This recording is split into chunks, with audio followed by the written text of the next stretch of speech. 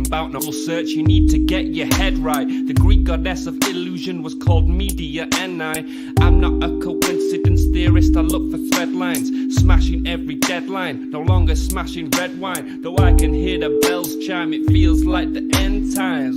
That probably should have been smashed on red wine, but the carnal mind is foolish. Obey and end up ghoulish. Don't get used by instinct, take control and learn to use it. Make a load of earnest music, earn a few quid, learn a few tricks. Sure, the truth is persecuted, this whole world is pure abusive. Know a bit about everything and everything about nothing. Figured out my noggin while you picture out shopping. You sit about watching while I dish it out, stop it. I don't mean to sound cocky, I'm not even proud of it. It's a second nature to me, just to be this out honest. I don't even need to sound honest, never been about profit. Everything but out on it, you can bet your house on it. Doubt I'll be out for the count when the sounds, and I'm down for the beat, no beat down. I mean, how long's it been? Help me out. I've been the only one who's held me down. All in the mind, hell freeze now. Still sick with it, healthy how? Few bars down and the world freaked out. I don't reach out, I seek out to speak out. I'ma recount the reasons they beat out.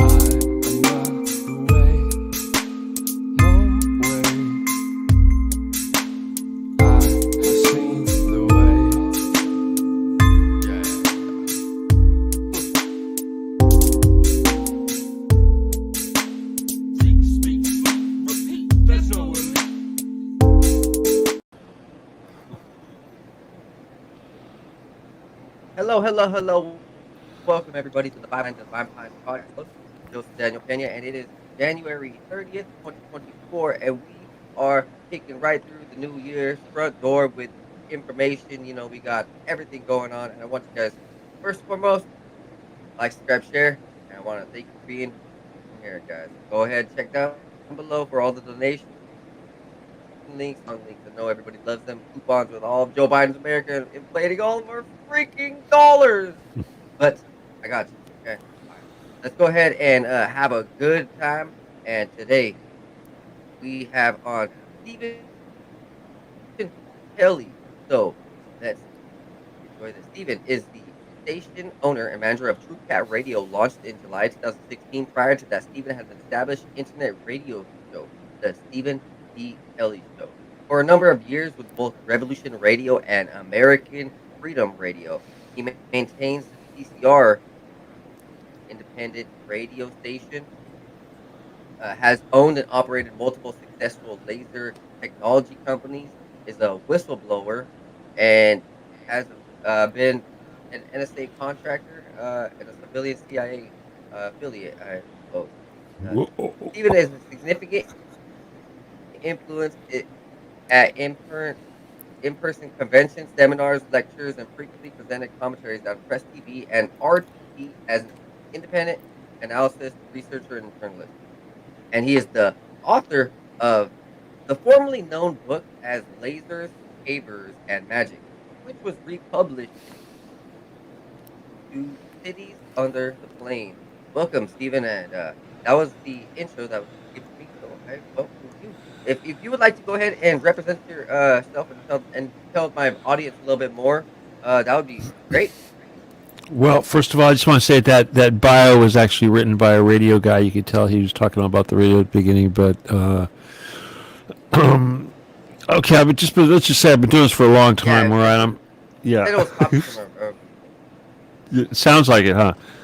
But okay, first of all, I want to apologize to anybody that's listening if we have any kind of weird sound issues, because we were having a little bit of cutting out and stuff, and I told him earlier I'm just gonna do my best, but okay, as far as me, I did a contractor thing, which basically means I made stuff for these guys, C.I.A., N.S.A., and was actually involved with the Ollie North gang. I know a lot of people don't really know what that is, but it was basically mafia. Okay, the N.S.A. and the C.I.A., when you get down to it, it's all one big mafia, because when you go up, you go like C.I.A. and then you go N.S.A., and then what comes after that? It's mafia. That's what comes after that. And of course, there's a lot of I know you don't like to talk about. There's certain things you don't like to mention, I know, but when you get down to it, there's a lot of demonic stuff going on, and I gotta be honest with you. People don't want to admit this, but it's the government doing this. I mean, the stuff when I was working for the CIA and all that was the government. It wasn't rogue this guy and rogue that guy and this party or that party. it was the government, and in this case, it was the damn mafia that took over the government. So, you know, people, you know, when you think you're voting and white hats are going to come and all we got to do is kick this guy out and this guy's going to come in and fix everything. It's like, come on, let me just put it this way. I've been doing this so long that it doesn't change. It doesn't matter who's in office. I'm still doing the same thing I do every year. You know, and if anything, you know, I mean, I was very heavy during the Obama years because, you know, he started those wars in Ukraine and Syria, and so I was very much involved in that. But that kind He of launched the most missiles ever. yeah, but you know, I think Bill Clinton had the record before that. You know, I mean, before Bill Clinton in Desert Storm and Saddam Hussein, before Bush or whoever it was even launched that Desert Storm, Bill Clinton had dropped practically every bomb we had on Iraq. You know, it's like in the years leading up to our invasion, we had just bombed the bejesus out of those guys, you know, for quite a while. But yeah, but that was my business. Okay, I mean, huh?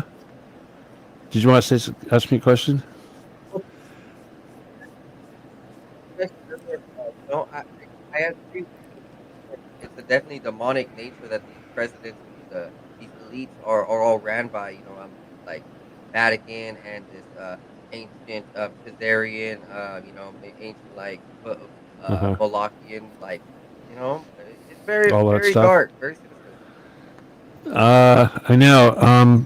That's kind of an important point.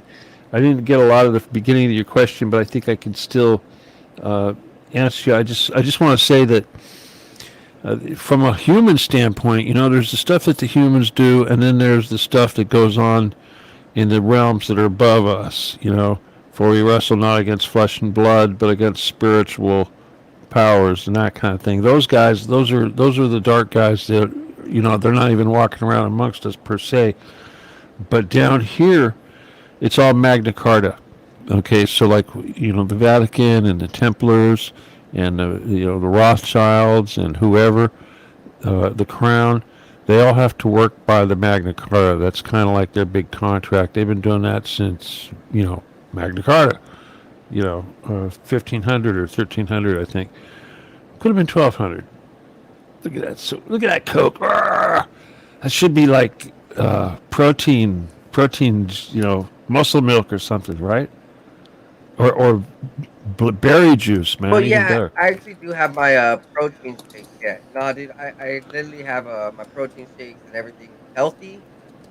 And Yeah. the first, you know, 75% of my day. Then maybe at the end, like, you know, once I'm never gonna let you slide on that Coke, man. Come on. Never gonna let that slide. Okay, I want to check out. Look, we have the same glasses. Check this out, everybody. Look, no, seriously, look. I want you people to see. Look, we have the same glasses. See, right? Is that trippy? Okay, here I got. Yeah, You're looking. You're kind of like. Right. Yeah, we're Okay, that's twinning, hilarious. literally, dude. I know, huh? It's pretty trippy. Yeah, it's funny. Okay, anyway, back to the stuff. I got to tell you something. I mean, I'm just kind of going to be all over the place, but the main thing is I want you guys to learn, okay? And you know, way back when, you know, I used to think the CIA and all that was like James Bond was really cool, you know, movies and all that.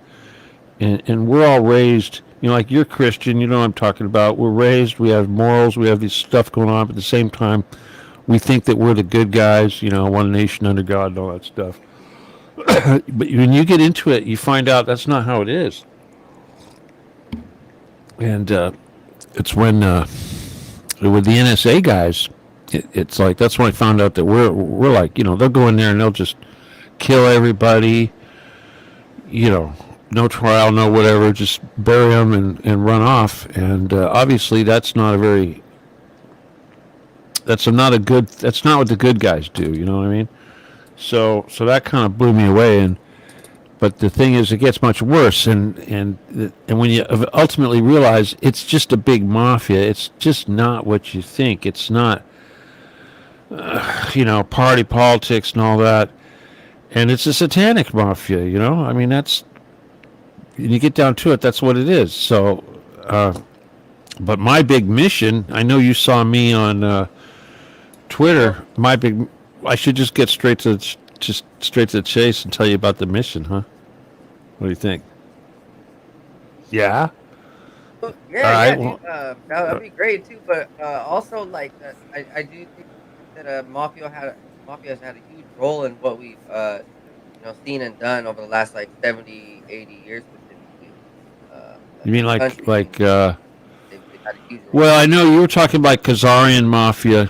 Let me just say this about the Khazarian mafia. It's really what it is it's the Rothschild Khazarian mafia, to be specific. And that, of course, is the Illuminati and all that crap. But the official name for this mafia is Intertel. Okay? And the thing is that all these mafias, and this actually just happened here not that long ago, but all these mafias basically got joined up like a big corporation.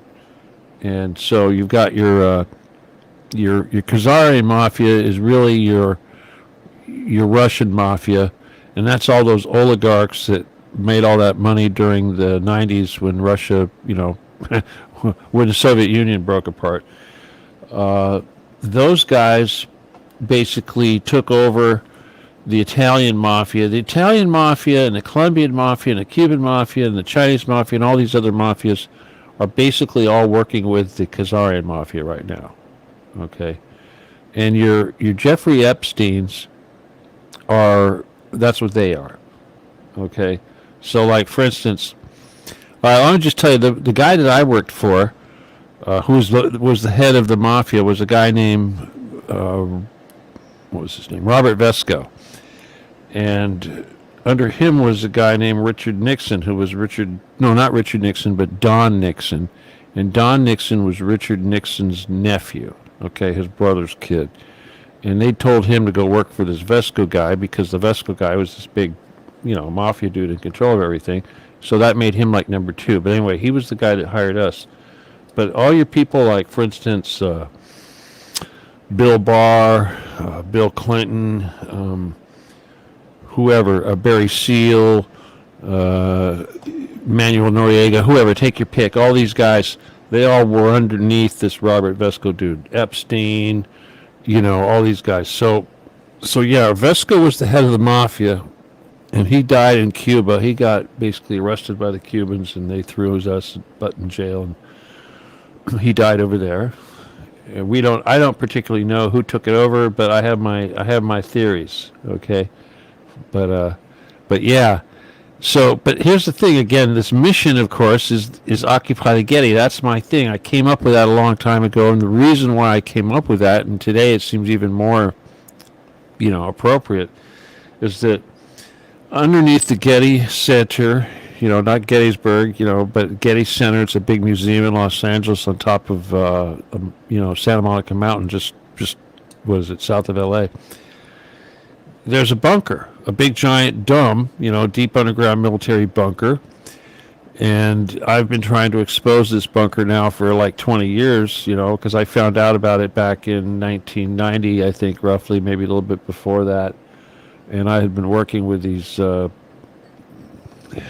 secret. I mean, I did all kinds of crazy stuff. I worked on secret weapons and stuff like that, and UFO technology and crazy stuff like that. And so, I'm used to the wacky stuff. So when I got guys that are telling me, "Oh yeah, there's these bunkers and we have this and we have that," I didn't think it was the dude that first told me about these bunkers.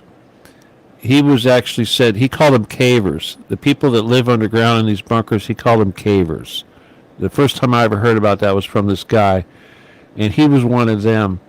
And he actually got killed later. They actually gave him a heart attack in New York, and it was right after he kind of divulged some stuff to me he wasn't supposed to divulge. But that guy turned out to be a reptile. I know you were talking about aliens and stuff. We were talking about aliens earlier. That guy was a bona fide reptile. Check out your camera. Just all of a sudden got good. What the heck, dude? I swear. Anyway, and then what else? But Is that good? I know, dude. It was. I mean, for a second, I don't know. Maybe it just don't know. Anyway, the semiconductors got cool. But people, here's the thing. They are reptiles. Yeah. There's that stuff's out there. That stuff's out there. I mean, people think that's. First time I heard about that stuff was, like in the '80s, and I thought it was just absolutely, crazy. But whatever, I filed it away, and it wasn't until years later, after I had been dealing with these N.S.A. guys, and I had been dealing with Pleiadians. Pleiadians are, yeah. Yeah, well, I was dealing with Billy Meyer. You know Billy Meyer? Okay, well, I was hooked up to Billy Meyer. I was part of his little gang. He had a little entourage, and I was working with those guys. I was like the tech guy. I was like kind of like a cross between a tech guy and a security guy, because I was like I was all about semiconductors and advanced optics and microphotography and lasers and but the thing that was really special about me is that I had all this experience working with silver. And the reason why that's important is because that's what they used to make these flying saucers, is silver. And it's just like a big semiconductor that's made out of silver. And I had come up with some really exotic ways of doing these silver manufacturing processes. And also silver turns out to be a lasing material, and we actually use it to make ultraviolet light. Actually, it's not being used commercially per se, but I've made my processing available to the University of Colorado in Fort Collins, and they used it to do light speed propulsion experiments, basically. And that was because the silver would make coherent ultraviolet light in massive amounts, which is what you do. If you want to go the speed of light, you use a whole bunch of light. So anyway, see, check it out, man. We got like the same glasses, I swear. Nah, I don't know. I think yours might be a little nicer than mine, but So anyway, yeah. So okay, this UFO technology and this alien technology was Yeah. it being used? Do you think to go ahead and be more of an offensive off thing? Because I've heard of us going off world. Is it more of an on world type of technology? Well, here's the thing. They've been around here. I mean, there's all kinds of those critters out there, and I know, again, my thing, of course, is trying to expose this bunker, because instead of trying to explain stuff to people, it's like if I can get everybody to Let's go ahead and talk. help.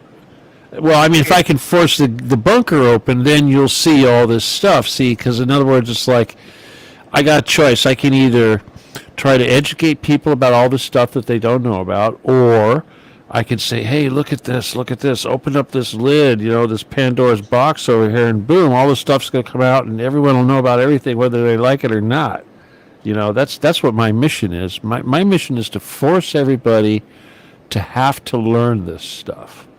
And the only way to do that is to basically expose what's inside of one of these top secret bunkers. And I'll tell you, I had a meeting with the guy that ran the Getty Foundation. Okay, there's a lot of bunkers. Okay, there's like 250 bunkers. There's probably over 250 bunkers in the United States, but this particular one is special because it's the crown. It's the throne of the crown.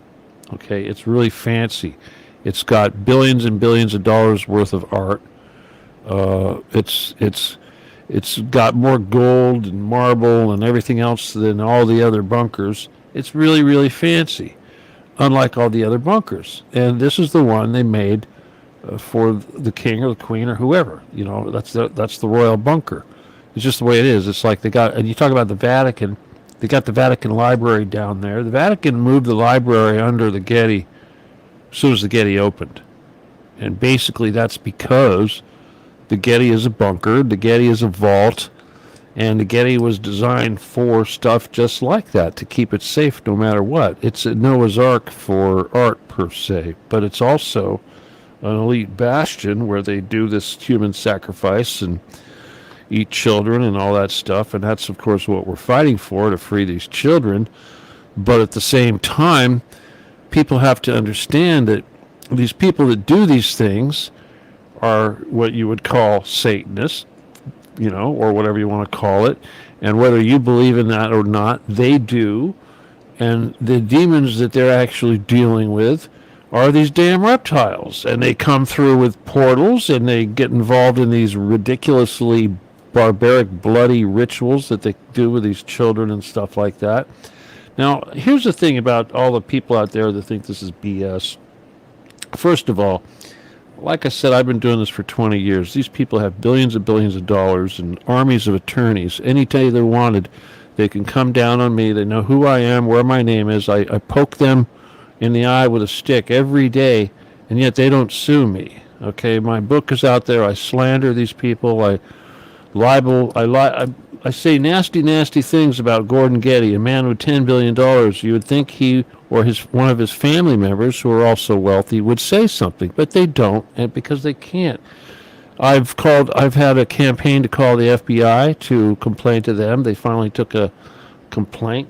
I have people calling the Getty Museum itself, basically saying what's going on down there, and I've got a half a dozen.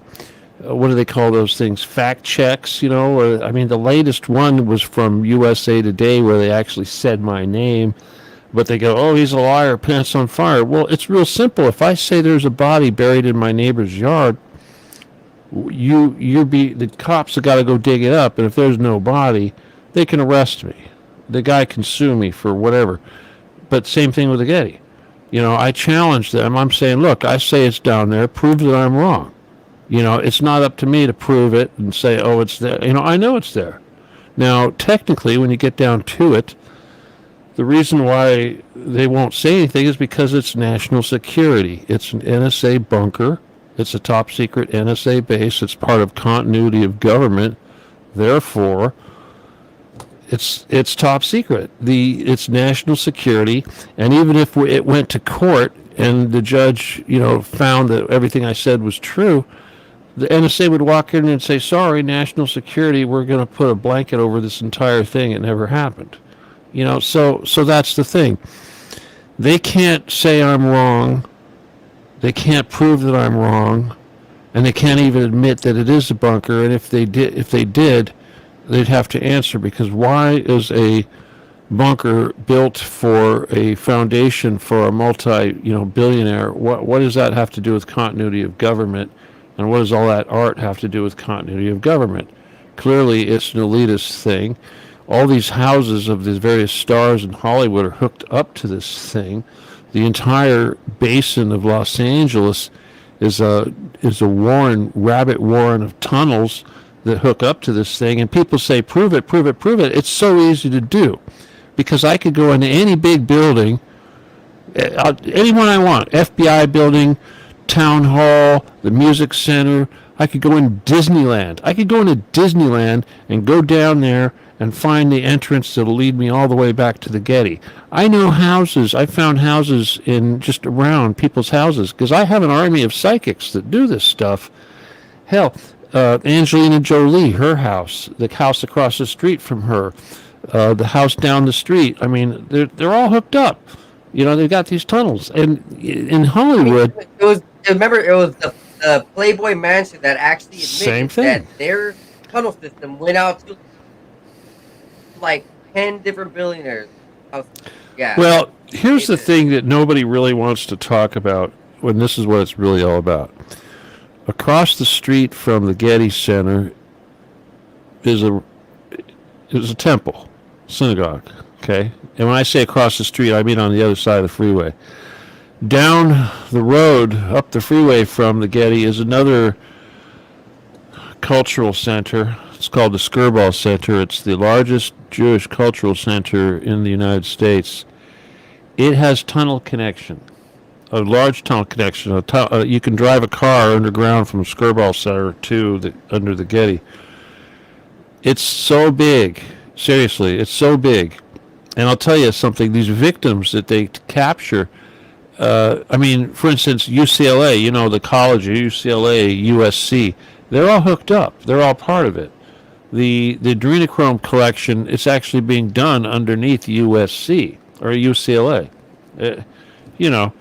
So a kid might enter into the undergrounds from, say, the music So center. just for a reference for everybody out there, Yeah. just for a quick reference for everybody out there, what he's talking about, how much people and how much victims, it's reported within Jeffrey Epstein's dialogue documents and all of the information about him and his, is that they would have 2,500 or more victims, with just currently, constantly throughout the week, days, months, and it was always replaced. And like this is big. This is around the world. This is And big. This is huge. Yeah. This is one of the biggest ones.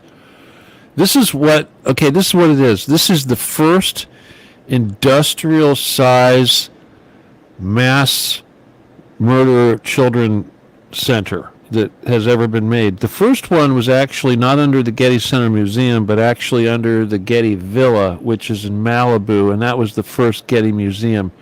And when J. Paul Getty made the villa, that was when he made his first really big dungeon under it. Okay, and the reason for this is because these pedophiles, one elite pedophile will consume 5,000 children in their lifetime. Consume. And totally consume. So there's a whole bunch of these elite pedophiles, right? Lots of them. And they need a place to get the children. They need a place to store them. They need a place to enjoy those children. And then they need a way to get rid of those children when they don't want them anymore. And all of these services were provided by Getty. And when they built the Getty Center in Santa Monica, in L.A., it was the same thing. It's all part of the same thing. It's connected. But this one was even huger. It's just, I hate to try to explain it to what it's like down there, because it's, if you think of, say, like Caligula, Caligula and ancient Rome and all that stuff and orgies and nonsense, that's what it's like. I've actually covered a little bit about how in the early 1900s, L.A. was actually reporting within, newspapers and everyone, that there was an underground city underneath L.A. And if we know about what Elon Musk is doing with the boring project and tearing up tunnels, a lot of this stuff isn't actually accessible. There's been a lot of tunnels built, but only a little bit of them are actually publicly accessible, and it's like just this big old ploy to get the elites traversing through these deep underground military bases. Well, here's the thing about L.A. First of all, anytime you've got an old city like this and there's a mafia presence, the mafia will have tunnels, because they used those tunnels to move prostitutes, smuggle, workers, Chinese workers or whatever, undocumented people. They also use them for smuggling alcohol and drugs, opium, whatever. That's been going on forever. And also in LA, there's a network of tunnels that basically hooks up everything that was built by the city and paid for by Howard Hughes. And that was like a civil defense thing. That's extensive. That runs everywhere. And then also, you got to remember that there's a lot of tunnels that were built by the military, because every 25 miles down the coast, the entire coast of our country, every 25 miles had a 16-inch gun, And in Long Beach, there's Fort MacArthur, of course, which was their gun, and it had a tunnel network, extensive tunnel network. So all that was there. And then when you throw in, like you say, you've got these tunnels that were dug by lizards, or whatever, way back when. Sure. Then there's tunnels that were dug even further back by Atlanteans and things like this. And then you've got the tunnels that were dug just relatively recently by the N.S.A. with these big tunnel boring machines that go 7 miles in one day. They're like 200 feet in diameter. They're huge. And they use these tunnel machines to make these bunkers. It's a lot of people don't understand. I think I've heard people say it's impossible to do it for all these reasons, because they say you can't live a mile down. Yes, you can live a mile down. You put in the right air conditioning and all that, you can live a mile down. There's gold mines that are deeper than 2 miles. There's guys down there, and sure, they got to pump in cold air and all that, but Come on, it's just like a big giant spaceship. These guys, half the money, the gross national product of the United States goes into building these bunkers. And the technology that's down there is far advanced to the technology that we're allowed to have. They've got Tesla tech down there and everything else. But they think they're untouchable, and they are practicing Satanism, and they are eating our children. And it's like you said earlier, 1 million children go missing in the United States every year. 100,000 children go missing in the UK every year. That's just the United States and the UK. One of the things that Gordon Getty did, not Gordon, but his dad, J. Paul, he made a deal with Ferdinand Marcos, who, of course, was the president of the Philippines, who was also a pedophile. And Marcos would supply shipping containers that had 10-year-old girls in them, and they would ship those across, the Pacific, and they'd come into the port of Long Beach, and from there, they'd go under a tunnel or something to his dungeon. And no one sees this, and people know this. There's semi-trucks that go into tunnels right off the port. No one knows where these tunnels go. And here's the other thing is that there's a law. It's still in effect right now, and I'll tell you, here's how you know politics is BS, because Donald Trump could have changed this law, and he didn't. And that law is basically says that if something is, a shipment is for an art institution, and it's labeled art or humanitarian aid, something like this, like might be going to the Clinton Foundation, then it can't be opened and inspected, by customs and all this. So the Clintons used this to send weapons from Libya to, what is it, Syria, the ISIS, They did that. That's the Clintons had a massive array of ships that they could move stuff around, and they used these laws. But like I said, a shipment of art, a container that said, "Oh, this is art coming from Ferdinand Marcos. It's going to the Getty Museum." They're not going to open it, and it's got little girls inside. And this is one of the ways they supplied these children. So it wasn't just children that they kidnapped, and it's not just children. It's also young adults. They'll take them up to 18. They get them in, they'll throw these raves. You know what a rave is. Well, they'll go to the raves, and they'll find these kids at these raves, and they'll entice them to get in a van and go to a very exclusive party over there at the Getty, and they're never seen after that. That happens. Every starlet, every little kid that goes on TV, like Mouseketeers or whatever, little, Britney Spears type kids or Corey Feldman, all that stuff, they all go through this. They all go under there. They go through this. They've all been under the Getty, okay? They've seen Gordon Getty. They've seen Eugene Getty. They've seen these guys. They've been in the chairs. They've had the fluid sucked out of them. They've had the mind control stuff, all that.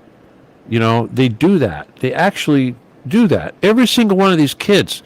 And the torture that they go through is incredible. And here's people going, "Oh, well, have you seen it? You've seen it." I don't need to see it because I know victims. I know a woman who went through this crap, and she's a famous person. She was on TV. She hasn't come out public, but the enemy certainly knows who I'm talking about when I talk about her, because she was a Mouseketeer, but for whatever reason, the mind control, she wasn't taking the drug, and she could remember all this crap, but yeah, they rip children up to pieces with dogs and stuff. Okay, they'll take a whole bunch of these children, they'll put them in a room, and chain them to the floor, and they'll have dogs come in, and they'll let the dogs eat one of them, and this is how they keep the other children in line. So these kids that are going through this stuff all the time that they're going through this. It could be like 10 kids, it could be 100 kids or more. The whole time they're going through this experience, one of them is getting killed here and there.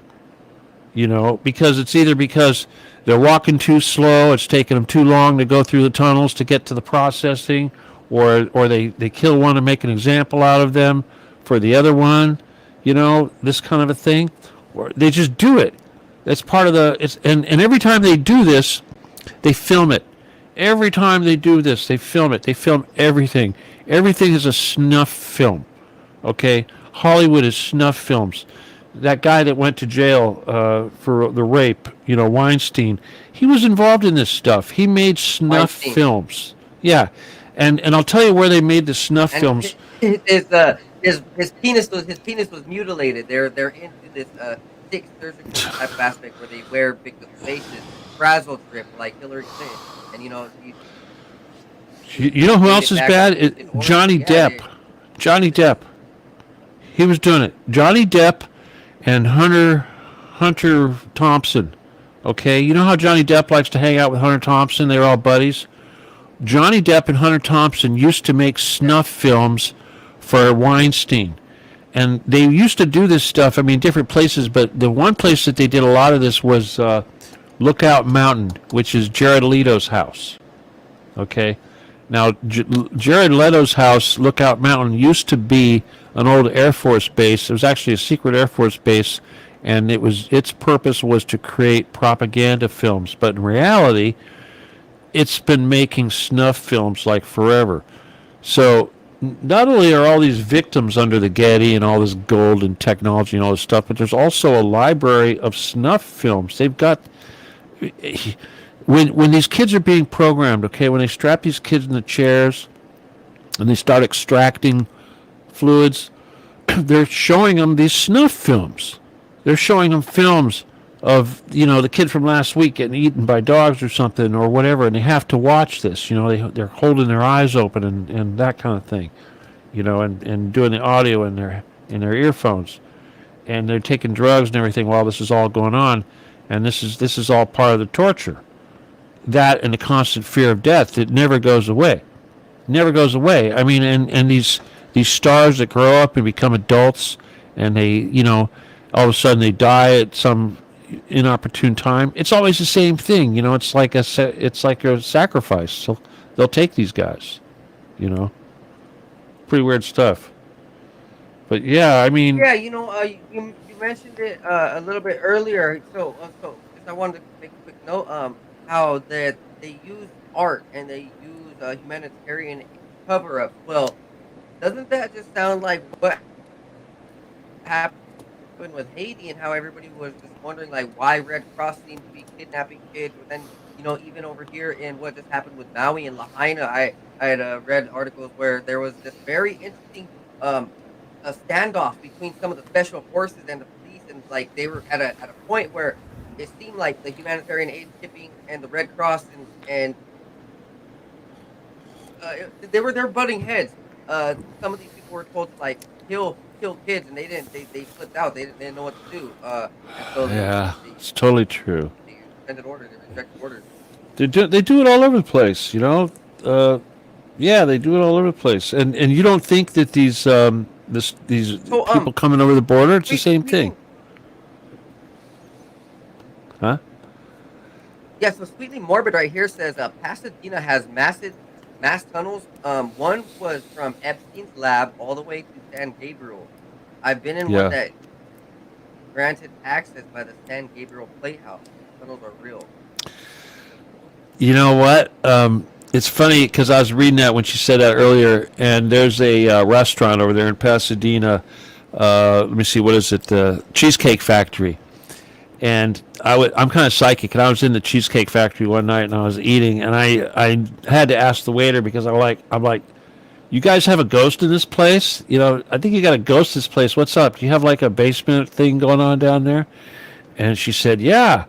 She said, yeah, actually we do. We have this big basement, and it's really creepy, and there's a ghost down there, from way back when. But this is just like I was trying to say. All these old buildings have tunnels. They're all hooked up.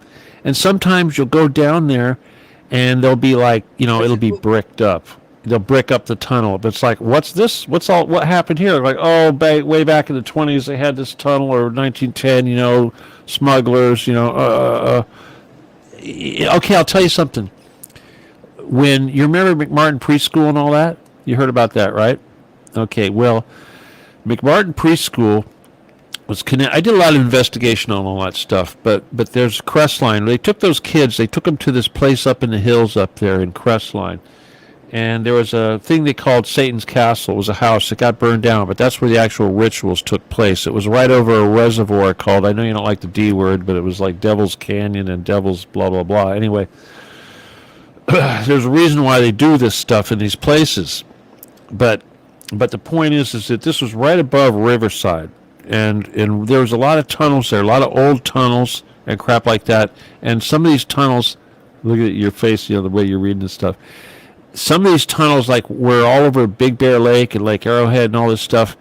But in Riverside, it was all mafia stuff.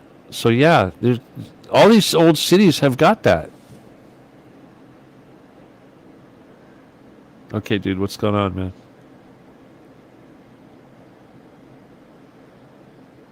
Well, I'm reading right here about a castle. Sorry. So I'm reading about Satan's Castle. It's also known as the ruins of Crestline, California. It is a site located on the Sand Mountains just outside of L.A. The castle is said to have been on the site of a dark ritualistic practice that includes both human and animal sacrifices, along with other dark ceremonies. Evidence lingers, such as pentagrams that local Christians paint over with John 3:16, but the symbol always bleeds back through. A widespread rumor attached to the castle involves a preschool whose staff was accused of molesting children in a ritualistic manner in the castle. A soldier of fortune lost his last possession, his sword, and sat brooding over his situation in the castle. A Satanist who went to St. Francis Cabrini Church in Crestline back in the 60s claims they burnt down the castle. There's a lot of craziness. They did. The church burnt down the house to hide it. Okay, but here's the thing. The bunker underneath it is still there. Okay? Jake Billiards like the Cheesecake Factory. See, I told you. Military base. Yeah, there is. Oh, it's crazy down there. People don't believe just how big this is. It's like the entire LA basin. All the way out to San Bernardino is all these damn tunnels and caves. It's crazy. It's like a sponge down there. Seriously, it is. So there's this new movie on Netflix that I love. I'll watch it every day, every week if I could. It's called How They Cloned Tyrone. I haven't seen it yet. Fox. And in there, dude, they have this deep underground military base with like 20 or 30 labs, and they're all doing cloning and testing with drugs and trafficking. All right. Now I got to see that movie. I've been avoiding it, but okay. It's the last movie I haven't seen on Netflix. It's so bad, hard to see a good movie on Netflix anymore. They cloned Tyrone. It's like, dude, it's good. Okay, it's in your face, huh? It's good. I mean it. Like, I don't like that woke bullshit. So this is good. Yeah, straight up. Like, okay. It's all in. Because in there they show that they kidnap some people too, and then they take them down to the tunnel. They do. All right, let me share something with you that's kind of important about this whole kidnapping thing. Wait, this is important. I'm just going to tell you this one thing. All these people that kidnap, kids, adults, everything, they're looking for psychic people. That's what it's really all about. They're trying to find the psychics. Okay, man.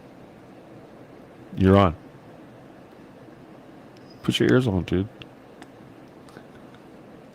No, I can still hear you. I'm okay. I'm just resting. All right, I thought you had to take a break or something. Bro. What's up? Yeah, that's true. No, dude, it's good.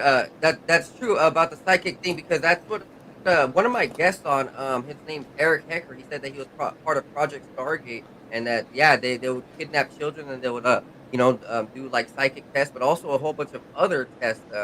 So that's right along with what you're saying. No, I just took it off because I'm sweating like. That's why you get these really expensive headphones. See, check this stuff out.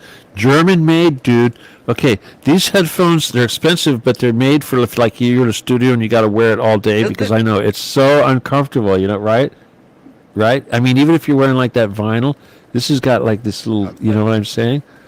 Seriously, German. That looks pretty fancy. Hey, I mean, you look at some music videos and you see these guys in the studio, they're going to be like, with these things. Seriously. Okay, dude, I used to wear some really funky looking headphones because people used to send them to me for free, and I didn't care. They looked like, snow muffs or something. Anyway. Okay, where were we? Oh yeah, psychics. Okay, yeah, when you get in the CIA, they would test a lot of the psychic things, right? It's kind of like the men who stare at ghosts. it's exactly like that. It's kind of like the men who stare at ghosts. It's totally like that. That's exactly what it is. That's what I try to tell people. That's exactly what it is. Jedi and all that, it's totally real. I have Jedi. In fact, I have Jedi, military guys just like that who work for me. We have, I mean, in uniform. I mean, the whole 9 yards. You know what I mean? Because it's like there's the good guys and the bad guys. And when you're working for the government doing this stuff, you know what you're doing. You know who you're working for.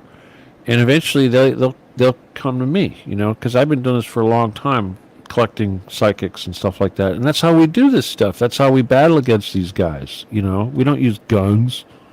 You know what? These tough guys like I have a reputation for. They call me the crazy CIA guy, but there's like guys like Craig Sawyer, right? And he's supposed to be this super. What is he? He's like Navy SEAL or some stupid thing like that. And I had this issue with him. He was being a jerk, and I kind of had it out with him. I said, "Yeah, come on, dude. Here's my address. Bring your gang, and I won't even use a gun.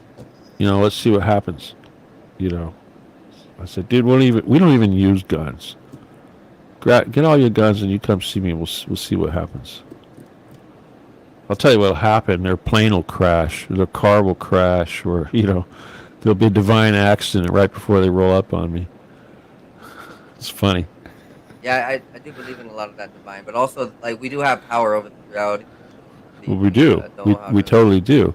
But we do have guides, and we do have guardian angels and all that stuff, And you can ask for help. I mean, oh my gosh. Anyone else? Yeah. We have let's get back destiny. Okay. What do you want to say? What do you want me to say? So about these tunnels, about all this, going on. About all this that's going on, right? Just to link it back to how we started with this. It is a demonic nature, but it's like their influence or influencing these entities. In your research, what is it more of? Do you think that they're sending out spirits more, or that they're influenced more by these spirits? The guys that are controlling the earth live in fear of these entities and think that if they comply and follow their orders and treat them like gods, that they won't come up here and eat us all. That's really what it's all about. So they're willing to sacrifice some of us to kind of keep their own hides and to keep out of trouble. But these so-called entities that they're afraid of are much older than us. And there's really nothing we can do. And the only way we can really deal with these entities, because they're actually in a whole other level of reality that's above this one. They're in like a much more spiritual realm than this physical realm that we're in. You can't fight them on this level. You have to fight them on the other level. And that's one of the things that it's nice to be gifted to do. Because here's the thing about these tunnels. Everyone thinks, yeah, we're going to go down these tunnels and we're going to clear them out, and the white hats and all this and blah, blah, blah. BS. That's absolute nonsense. It's never going to happen. If anything, if we even got close to even being able to do that, they would just blow up all the entrances and stuff. That is their plan. And they've been planning for hundreds of years to basically, should we ever rise up pitchfork in hand, they will blow up the entrances. And that's one of the things we do in the spirit thing, the Jedi guys, was we run around and look for these bombs that they plan to use to blow up the entrances. But it really gets down to it. You can't send an army down there to clean this stuff out. It's impossible. It's ridiculous. It's like trying to chase gophers. You know what I mean? They're going to come out another hole. But trust me, as humans, we can barely explore a cave. You can't explore a cave overnight. There's no cave explorer that can go into a cave with a backpack and a tent and live off the land and stay down there overnight in more than one day. There's no way. They have to come up. That's just the nature of underground exploration. And the same applies to this. So when people go, oh yeah, they're doing these tunnels, it's like BS. You can't walk hundreds of miles in a concrete tunnel that you don't have any control of the environment. And they do. They can flood it. They can fill it with gas. They can remove all the air. They can do what they want anytime they want. And the only way that we're going to be able to overcome that is by either using magic or technology that they don't have. And when I got into that's my gig, is trying to invent this advanced technology. And I realized that forget technology, we have to use this psychic stuff, because that's really what it's all about. So instead of using guns and body armor and what have you and explosives and Okay. what? Go on. So that you're going into my next question. Yeah. So Yeah. about these tunnels, from what I understand, is that Phil Snyder had also did some talking about this. He got killed for suicided. He shot himself in the back of the head. Right. Very funny. And so, No, but he had strangled discussed himself. that he went down into some. He only had one hand, dude. So well, his thing is that he went down with the military and some of these agencies, and they had met some aliens that were coming up from underground tunnels, right? And they, they had a little fire, a shot. They shot each other and all this. It kind of reminds me like how Men in Black talked about it, right? There's this alien that even Denver's airport also kind of hinted it with their little reptilian hint and their reptilian art and stuff. From what I think is that from what I researched is that there are alien factions that are currently working with some of the government to go ahead and hide some of the stuff up, but also to go ahead and commit with some of the trafficking. People are like David Wilcock and Corey Good, which are very question. I mean, people have like questioned their names, but they also say over in Antarctica. Yeah, but no. But here over in Antarctica, there's this also huge trafficking network, even much bigger, right? Much huger. So what I think though is that there definitely is some alien, contracts. There's something going on with them, which would lead me into, eventually, what were you working on, and who do you think, was overseeing it all? And, All right. Let me just try to make this really simple. First of all, there's at least 8,000 different kinds of aliens out there, what you call aliens. I'd rather just say entities, things that are alive out, intelligent life forms, different, whatever you want to call them, of which 3 of those 8,000, the Anunnaki, the Grey, and the Draco reptilians, those guys basically went to war with everybody else, and that's why they're the 3 that are left over running the earth. They basically kicked everyone else off. But the politics of the universe is very simple, okay? It's definitely a two-party system. And the one side is service to others, STO, and the other side is service to self, STS. And your service to others side, that's your humans, that's your Jesus, that's your Galactic Federation, that's your Ascended Masters, would you that's the consider Creator. Palladian and Atlantean? Would you Palladian and Atlantean? Where do they fall in? First of all, an Atlantean is a human. It's not of that level. That's of a third density. That's a whole other thing. They're just older humans. But when it comes to, in other words, humans, what we call these little Earth humans, are just hybrids that were basically created by the Anunnaki and the Grey and the other guys to dig gold and crap like, stuff like that here on Earth. We were slaves. But when they concocted us and hybridized us, we were born with souls. We weren't supposed to do that. They didn't want that to happen, but we were. And basically, it's a little trick that God is playing on them, because even though they created us, whatever it was, 10, 20, 30, whatever, how many thousand years ago, we're actually going to turn on them and take them out, because I'll tell you, that's my mission. My mission basically is to end those 3 races. It's a genocide. There are no good guys and bad guys, because the thing is that the STO and the STS, that's your Star Wars. That's your demons and your angels, okay? And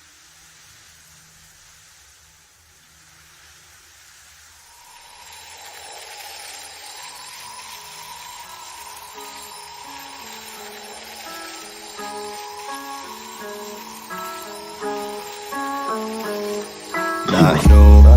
What I do, I've been at it for a minute, pursuing doing the damage new. I would do everything that I said I would do. I gotta have it, so goddamn it, I'ma be everything I plan to be. Glad to see money coming my way, believe I'll achieve anything I put my mind to, or at least I try to. I'm avoiding my doom, manifesting my room. Meditate to ease the flow. Third eye open, see the goal, the energy. It can enter me, get me to feeling full. Forget my enemies, dead to me, yeah, I proceed to go to a new dimension. Gotta mention it's inside our soul. Go inside, fuck the outside, never tell lies, show pride for belief. Gotta keep the range wide, so instead I just write another hit. Getting fried, rolling up, smoke another blunt for the good times, bad times makes for the good rhymes. So it never matters, I just learned, no I can't hide. Thank God for every second was birthed with the mind of an ancient soul who's just waiting for the next sign. I'm always watching, vision like a hawk, have 'em flocking. When I drop it, I'm talking, have 'em knocking. The knowledge that I'm dropping, I'm coming out the noggin, I'm logged in. That's the intuition, nothing wrong with doing what you feel is right. Everybody got this. Usually feel it in the night when I'm dropping knowledge. Never even needed any college, abolish people telling people what they want. I do not wish control over anybody, do it for the profit. That's the reason that they push it, do it from the cockpit. Cause they got the money, want the money on the mob shit. On the mob shit, but I know they ain't gon' make it, shit is poppin'. At the end of time, new age topics. Revolutionary crusade cross, here we go to a new space. Yeah, we enter in a new place. Louis V on my shoelace, rolling with the blue face. Yeah, I'm wondering what you chase. Just another dude caught up in the rat race. Moving my pace, lot of people looking at me sideways. I chase future preparations, gotta go through my face. Feel like I'm ready to rearrange it. Happen on a daily basis, tripping oasis. When so many people that I can see through their faces and touch, so I'm reading minds, feel like I'm evasive, persuasive. Cause I feel the vibe, manipulation, I'm patient. Yeah, I feel the vibe, then work to change it. Manifestation, blessings is what I'm chasing. Quantum physics, I'm about to take the time and rearrange it. I play with reality, can't feel like I'm basic. Most people shut it down, don't wanna embrace it. Replacing out. Hello. Welcome everybody to the Bob and I Divine Pines podcast. I am your host, Joseph Daniel Pena. We are headed into hour 2 of this mystical ride, and you know what I got right here? Well, my dogs were right there. They don't want to be gone on screen, and they are cuddling on my bed, so they can stay over there. But I want you guys to go ahead and like, subscribe, and share. Um, you guys love my curly hair. Getting long, and my beard's getting good. I feel great about this year, about everything. I was over there at the gym earlier today, and I was shooting some hoops. And I am also taking more clients on my fitness training. So if you guys would like, over here in my local area, you guys would like, go ahead, hire me. I've had in 6 months, I've had 6 clients, and all of them thank me for everything, like literally, and I appreciate it. It's helped me find my happiness in life. Like I'm an athlete, and if I could go ahead and just be of service to others and like help people get into shape for the body that they want, I will. That makes me go to sleep at night. Come on, 'Cause, man. Come like, on, man. Show me yeah, man. show me A little some. bit of Show me muscle, some. a little bit of muscle. Yeah. But I got like abs. I got the Yeah, abs. you probably got the abs going on. Dude, I got long sleeves, man. I'm not gonna. Yeah, man. I'm an old It's man. all good, man. We're flexing with the mind today. That's what we're doing, Steve. No, seriously, I got a little shit going on. Not much, but you know, I mean, oh no, I hurt myself. Hey, you might need to hire me. Hey, I also do online consulting for $30 a month. Dude, you're already consulting my fashion. You already got my fashion going on. See? So, Steven. Yeah. Yo, so Steven, I just want to quickly ask you something, man. People have been talking about this recently, and this is a big concern headed into newer technologies, and also maybe what people think about as like the rapture and end times and all this. But it's kind of like Project Bluebeam. If you worked on lasers, how realistic do you think that Project Bluebeam can actually control the masses. Because if this is all a mind control operation, is that a very realistic thing ahead of the future? All right, let me just say this. First of all, Project Bluebeam is holographic projection. Okay, right? You agree? Yeah? Holographic. Okay. All right. I worked on that stuff way back when. Okay, I was back when I first got into electro-optics, the first company I worked for, that was what they did. It was a holography company, Newport Research. They pioneered that stuff. And what I can tell you about holographic projection is that it requires some extremely, extremely stable finite conditions. So space is a great place for that, to have a mechanical platform where you could have the device set up to produce this projection and have it stable enough to where it would actually work.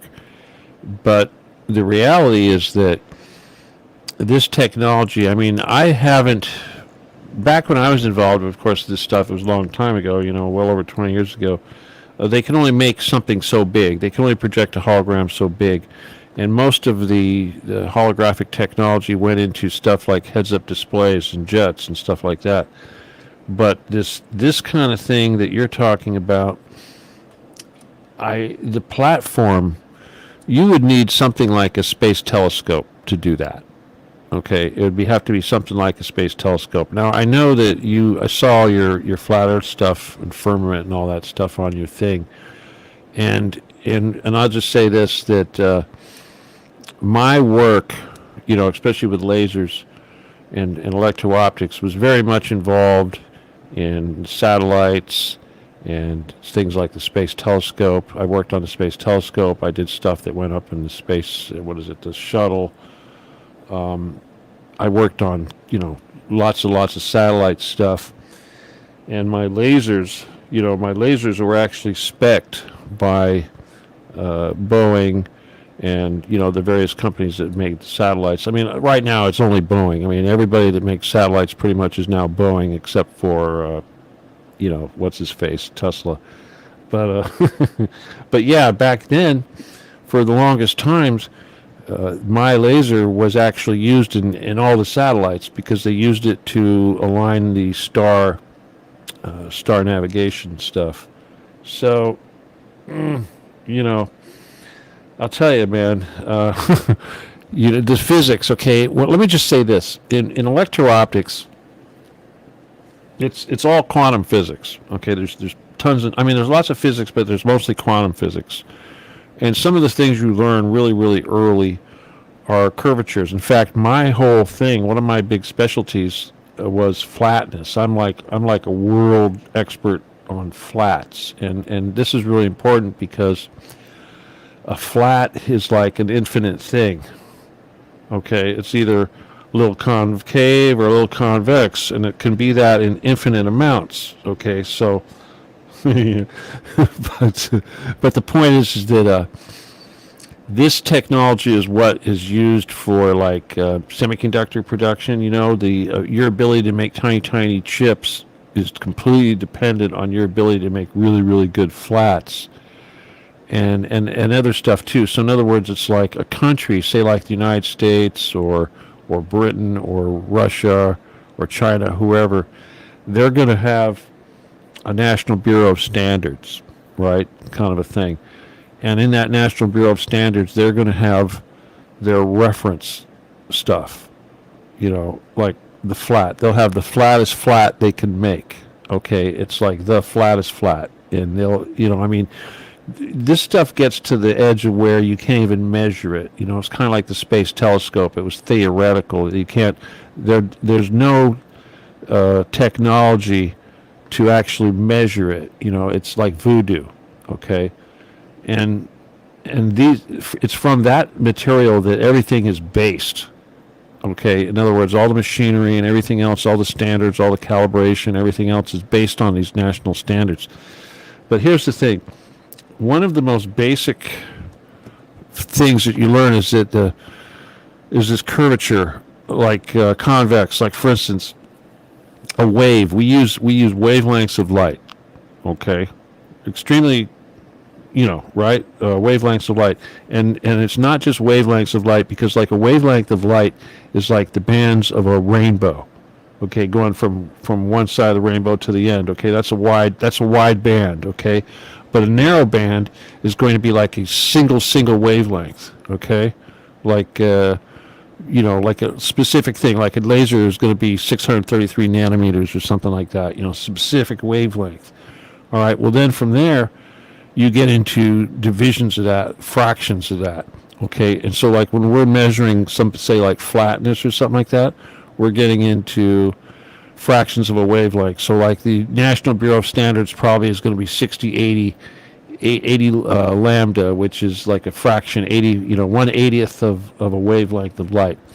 Okay, the curve of the Earth is measurable because they actually use this, and again, it's just like making this holography like we were talking about earlier. It can only work in a super stable environment. Okay, and they used to use granite, big granite rooms and granite slabs to try to achieve this stable type stuff, right? Kind of like a pyramid. Okay, the pyramids, how they're all granite and all that stuff. Well, there's a few things in those pyramids I like to try to refer to people to, but in those pyramids, those big granite stones in there, they're polished. They're polished flat.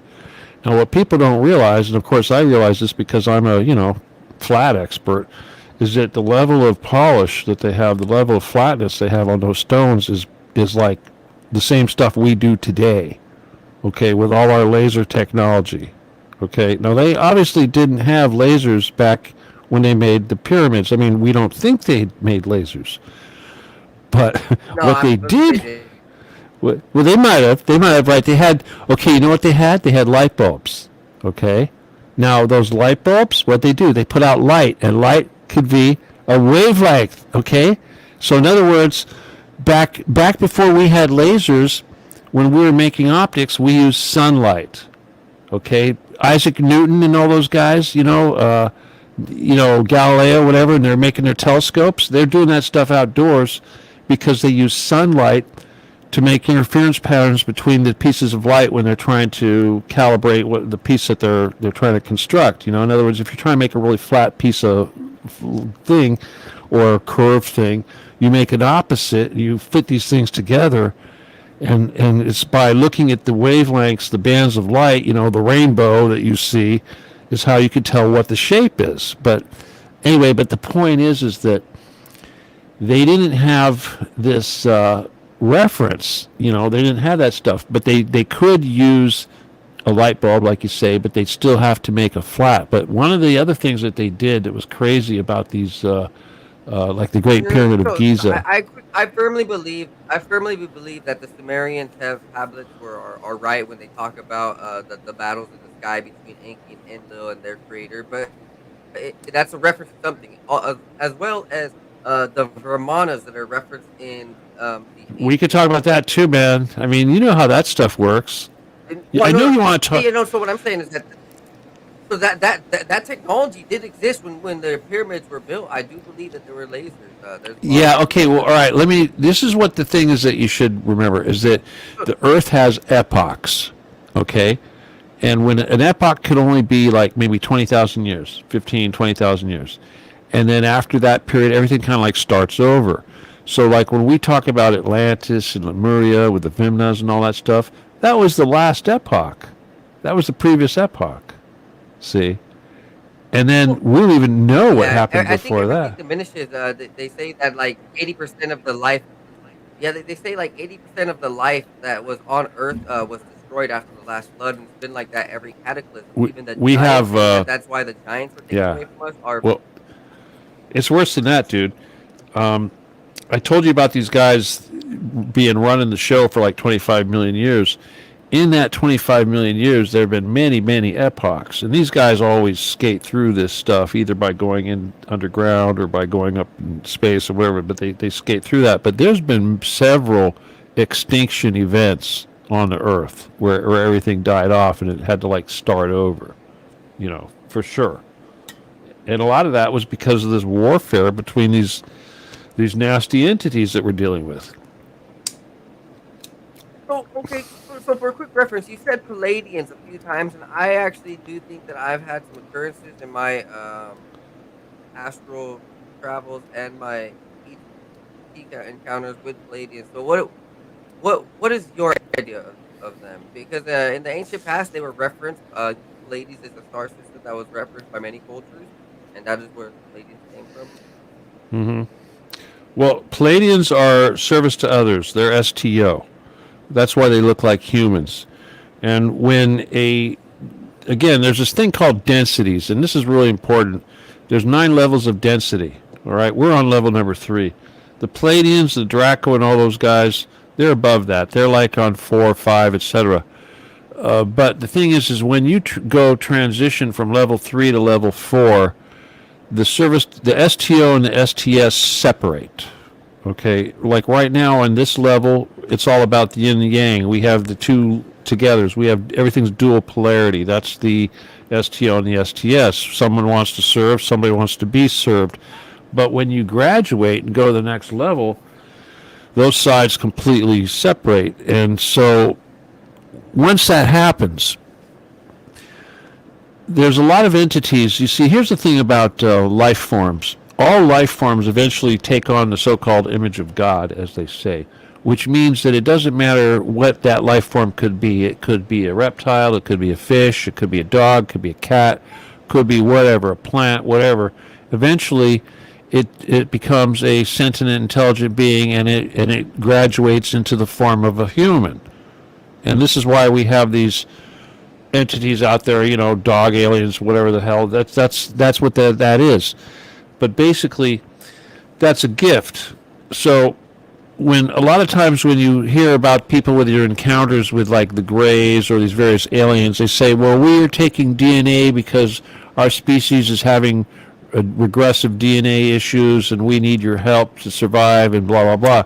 The reason for that is that once they reach this level 4, in fact, this is very important. This is a lesson for everybody to understand, is that where you are right now on level 3, you're going to graduate to level 4, but when you do, you have to choose to be either service to self or service to others. You got to follow Jesus or you got to follow the other guy.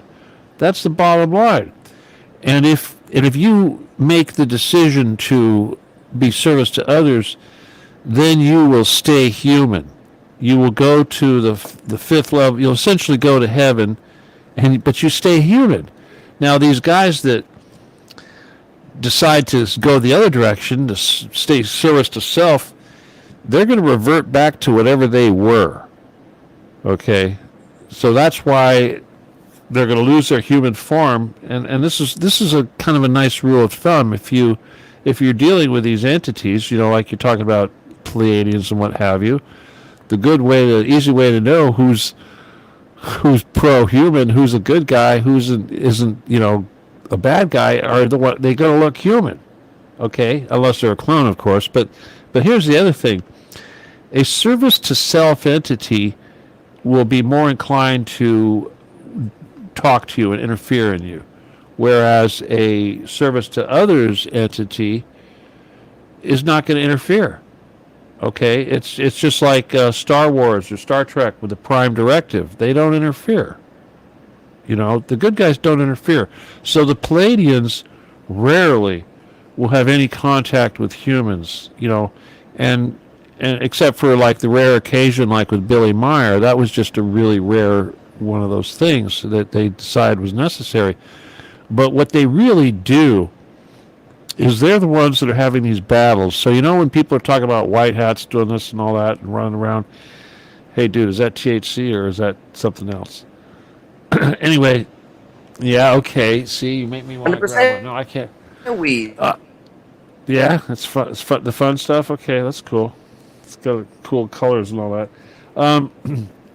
No, but that's the thing is that, like I said, the reptiles and the bad guys, the Anunnaki, they're having it out right now. They're having their Star Wars with the Pleiadians right now. And if anything, the humans on Earth, like the guys in our country, the ones that built Star Wars and everything else, the SDI program, that's being used to protect these entities from the Palladians, if anything. So, yeah, it's not what people think. Everything's Now- kind of the opposite. So you earlier you talked about Billy Meyer, and that's something I You wanna know the hear a whole lot. story? You said that you had a first-hand Connection, yeah. let's go ahead. All right, cool. First of all, again, I didn't know anything about these aliens and stuff at all. All right, but when I was dealing with the N.S.A., I had a falling out with them. Okay, they were trying to screw me over, so I kind of, let's just say I had a falling out, and I was worried they were going to kill me, so I went and got this body armor. I went to this place called American Armor, and the guy there that I hooked up to, he knew who I was because I was kind of famous for my laser stuff, okay, because I'm in magazines and stuff like that because I'm like a big shooter guy. And anyway, so I made a deal with this guy at this body armor place to put a laser on his gun, and in exchange he was going to hook me up with a really nice level 3A undercover vest, back in those days, Kevlar. And then the same time I'm doing that, this is the first time I ever met this dude. Right away he pulls out this book and starts showing me all these crazy pictures of UFOs. And it was a Billy Meyer book, with really nice color pictures. And I thought, wow, this stuff looks really real, but I filed it away. But the thing is during this time, my interaction, he kept pumping me with more and more information with this stuff. And, a lot of it was like, when he starts telling me about reptiles and stuff, I'm thinking, okay, this is just too much. I didn't even want to believe it, but I filed it all away. But eventually, it turns out that this guy was working for Billy Meyer. And Billy Meyer had a crew, and it was Britt and Lee Elders, and a guy named Colonel Wendell Stevens, and another guy named Bob Welch, I think it was. And, okay, so were those guys, and then there was me. And what they did was they went over there, and they had all these meetings with Billy Myers, and they made all these videos, and they did all this stuff. But one of the things they did was they got a sample of material from Billy Meyer that turned out to be silver, of course. And so when I came along, I was famous because I was laser gun sights. Okay, I had like the world's most accurate laser gun sights, so I was really famous for that. So they kind of wanted me to be part of their security team, okay, because people were trying to kill Billy Meyer, right? So I was hooking up with gear. I'd give them gear. The guy, body armor and guns and stuff. But I'm not saying I sent guns to Switzerland. I'm just saying. But anyway, and the other thing I did was, of course, I was a technical expert. Okay, like I was the most technical savvy person in the group. And the thing that I just happened to be an expert on was silver. Because I did this crazy experiments with silver that we'll get into. But the other thing that was really important was that I worked for PerkinElmer for all these years in the electro-optics and the massive optics. But I didn't just do that. I also worked in the microline division, which is where they made all the machines that made the semiconductors. And so I worked on all the DARPA projects for making the super advanced semiconductor stuff and all that crap. And so I knew all about microphotolithography processes, and this is what was being used to make these beam ships. But what was key to this whole thing was that the silver, and this is something else I had to learn through hands-on experience, was that the silver has got this really super high resolution building capability. You can make ultra detailed semiconductors with silver. It's like the most. You can make things ion by ion. It's like a molecule, like one molecule at a time, kind of thing, right? There's no other thing you could in the universe that works like that. Only silver. Anyway, I figured that out, and so then after that happened, after I figured all this stuff out, that's when I had all these Area 51 people chasing me around all the time, trying to, at least 2 or 3 times after that. The first time I was dealing with the Oliver North guys at N.S.A, they were trying to get me out to Area 51. But then after I dealt with the Billy Meyer people, they totally were trying to get me out there. They had this one guy, another guy, he was a handler. His name was Tom Hansen. He was actually an alien too. He turned out to be a reptile, but he was crazy. I mean, that's in my book. I have a book. If anybody wants to read my book, you guys send me an email to law17gun@aol.com. You just replay that, whatever, LAW17GUN at AOL.com. I can go ahead and drop it in the link. Yeah, you could I'll give you the book. You just drop that and people could read the damn book, or you could go to YouTube and there's an audio book out there too. But I talk about all this stuff. And, but anyway, that's kind of how I found out about this bunker under the Getty, was because these guys kept trying to ship me off to Area 51 because they knew that I figured out how to make UFOs. But that was before I even figured out that silver was lasing material that could propel something to the speed of light. I hadn't even figured that out yet. But I'll tell you, when I got shut down, okay, I had a shop, I had a facility where I was doing all this stuff, and they shut me down. I got run out of town. But right before they ran me out of town, I was doing this work for, the light speed stuff, but I was also working on free energy. Okay, I had discovered some Atlantean technology. Let's just call it Atlantean technology, and I was working on that, and it involves silver again. Silver is a crystal. That's why it's. Oh my God, they actually. I'll tell you, Bilderbergers put a hit out on me because of my silver stuff. Okay, seriously, my crystal stuff. You know about scalar? You know about scalar at all? Radionics and all that stuff. So scalar. Okay, is it kind of what John Hutchinson was dealing with on some of his technology? Kind of. John Hutchinson, what he was doing was he was basically using fourth density stuff to achieve 2 things. One, he was making batteries that were basically forever batteries. That's that whole 4D thing, and then he was making a ion propulsion. People call it Hutchinson effect. They would call that a anti-gravity. It's not anti-gravity, but really is just like a big capacitor that puts out negative on one side and positive on the other, and that basically causes you to lift. They also had a guy in America that invented that too, named Robert Townsend Brown, and that technology is what they use for like B-1 bombers and B-2 bombers, all that stealth technology.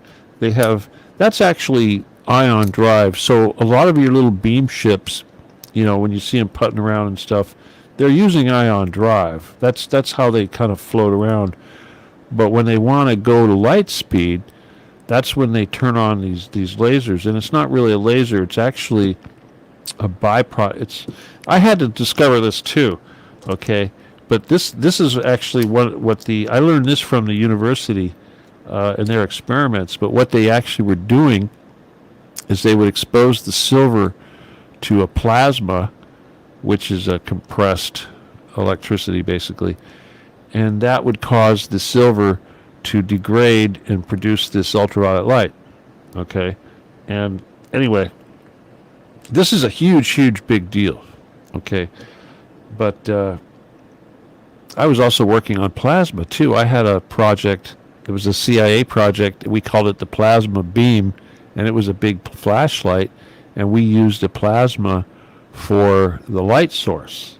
Okay, we took like a short arc xenon and used it took the arc and turned that arc into a plasma, like a little mini ball of sun. Fun stuff you can do with plasma, dude.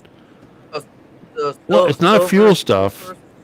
The silver, it's like, everything works differently. Like if you were to expose silver to plasma, it's gonna make ultraviolet light. If you exposed gold to plasma, it's going to make monoatomic gold, otherwise known as manna. That's what the Ark of the Covenant was. Okay. I misheard that. Sorry about that. Yeah. Yeah. Yeah. Anyway, Dave, fun stuff. I do hear that some of this UFO I do hear though that some of this UFO technology involves gold and mercury and a few other high level elements. Yeah. You know, the Nazis were using mercury in Some their. of these UFO patterns, because I do imagine that. Yeah, I don't know enough about the mercury, you know, because that wasn't my thing. But I know that the Nazis were using mercury in some of their, you know, liquid what do they call those things? Vrils and Hanubus and things like that. No, the bell, the the bell. The Glocken, right? Yeah, the Glock, the Glock. Yeah, that was all Victor Schauberger. Okay. Another guy you got to... There's certain people, I mean, it's like you talked about Phil Schneider earlier. Okay. I had on a man named Jonathan Butts. He's a very good friend of mine. I had him on multiple times, and he talks about Victor Schauberger, and he talks about everything that some of these people... Yeah, Billy Meyer, all of this, too. Right you talked about him, too, I'm heavy in physics. Yeah, I'm heavy in physics. Like, I mean, I love it. I'm not, like, to a master level yet, but, like, I went That's cool. to the National Guard for 2 years before I got kicked out of weed. For chemical, biological, radiological, nuclear studies. So I was in the gas chamber. I was also doing the radionics, and I was doing everything like that. Wow. I absorbed a lot, way more than I should have. I'll be honest. You know what I mean? Yeah. Radiation. You absorb. I mean, like literally, yeah. It was very fascinating to see the elements. Well, dude, the Navy's where all. You didn't have the suit that's on, where like. That's where all the secret stuff is, you know, the Navy. I mean, seriously, right? The secret Space Force was the Navy. Yeah, but the Navy. Well, I don't know. About NASA. NASA's first operations were in the water, and if we look at some of these ideas of Stargate or Bermuda Triangle and all this hidden technology, or how much races might be down there, yeah, I believe that the ocean and sea is by far one of the biggest mysteries for a reason. Yeah, there's a lot of stuff down there. Let's say what now? Okay, something fun. Let's get on with let's go back to this. No, let's go back to this. Now, yeah. Where do you think that our government has gone over the last 30 years with these different factions, or what do you think is happening with what the entities that we're currently seeing and currently getting exposed to? When people talk about angels, is this, they're here right now, all right, well, and we're currently seeing them? Angels are not the same as aliens. Okay, that's a big thing. You know, you could call a demon an alien or something like that, but no. In fact, the level that angels are on, I should just finish this thing. Okay, God is at level 9. Okay, the Creator, that's level 9. That's the highest level. It's the most spiritual. Then right underneath that is the Holy Spirit. And then underneath the Holy Spirit is the Ascended Masters. That's like Jesus, but it's really kind of like a triangle like this. Now, underneath that, you're going to have the angels, heaven, and hell. Okay, angels, heaven, hell. Okay, there's big separation there. Okay, you don't heaven and hell. There's a whole space between heaven and the angels, so to speak. And then below that, of course, the last 3 levels is us, level 3. And then level 2 is the plants and the animals. And then level 1 is the inanimate objects, the rocks and things like this, which have 0 spirituality or life. And the thing is that as you go up these levels, you actually have to feed on the lower levels. Okay? But as you go up, you don't feed. What you feed on isn't physical. In other words, we're feeding on physical food. But our food that we eat, like when we're eating animals and plants, there's still life energy, okay? We're still getting energy from that. We're getting energy from the sun. So we are needing a certain amount of spiritual energy.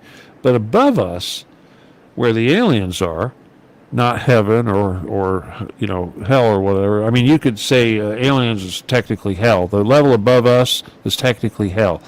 But on that level, they require almost 50% spiritual nutrition. And this is why they've got to harvest the adrenochrome and torture people and do all this stuff, because they're not... Adrenochrome is actually a physical thing that is being collected on our 3D reality. But in 4D, that adrenochrome is something else.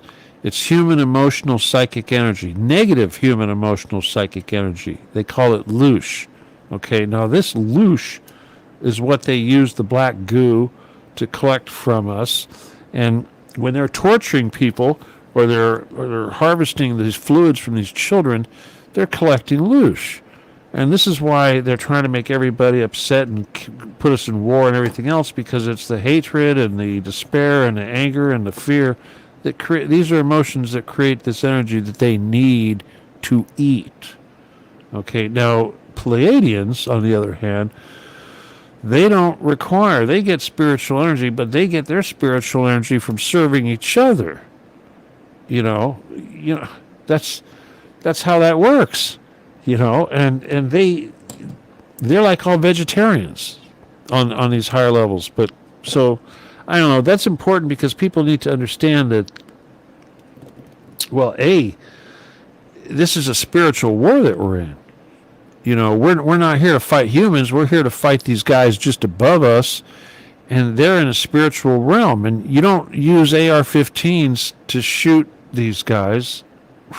You know what I mean? It's like... prayer. Come on, man. Give me some good questions. You were talking about Antarctica. I could tell you about Antarctica and all that stuff too. I mean, my God. Yeah, hey, dude. Floor is yours. Honestly, hey, here, dude. Well, I'm with it. There's a lot to Antarctica that So Eric Heckert also talked about that there are big energy devices that are being used against us, like big laser weapons being used against. What is your take? I think I know what you're talking about. Admiral Byrd and all that. Well, yeah, Admiral Byrd, of course, that's all real. That all happened. When Germany went up there, okay, Germany, of course, they had their big Indiana Jones episodes where they went around trying to locate Middle Earth, if you will. They did. What they basically did was, if you remove the ice cap from Antarctica, you'll see that it's basically has a channel that goes right down the middle of it, and in the middle of this channel is a hole that goes down, 800 miles, something like that. It takes, you got to travel 800 miles to get to the inside. But they did that in their submarines, and there's all these maps that the German Navy created that show the route that they actually used to take their U-boats on these journeys, and I'll tell you, since 1942, they already knew that they were losing, and they moved 80% of all the technical industry out of the country. A lot of it went into South America, Brazil, etc., but most of it went to New Schwabenland. Operation Paperclip, right? Well, no, this is more like Operation High Jump. Okay, Operation High Jump? You know that one? Okay, well, anyway, Operation Paperclip is when they brought the Nazis over, of course. But they had... New Schwabenland was like a big thing on the surface of Antarctica that they made. It was like a big territory. In 1938, there was a whole bunch of territory. They probably still have it. But the thing is that they found a way to get their submarines underground and into these new world on the inside of the Earth, and they completely mapped the inside of the Earth, and they show all these continents and everything else, and they have it looks like an island basically that they call New Schwabenland, and that's where they settled. Now, when you talk about Atlanteans and all this stuff, these guys that live in the center of the Earth, they have this policy where if somebody's going to get genocided, or if the Earth is going to have an extinction event, they will take they'll take people down there. But that's the only time they ever do that. Anyway, so the Germans, because they were facing extinction by the Allies, supposedly, they made a deal and they were able to set up this territory down there. And I don't know, you probably heard about it, but they took like 20,000 girls, women from Ukraine, blondes, and they shipped them down there.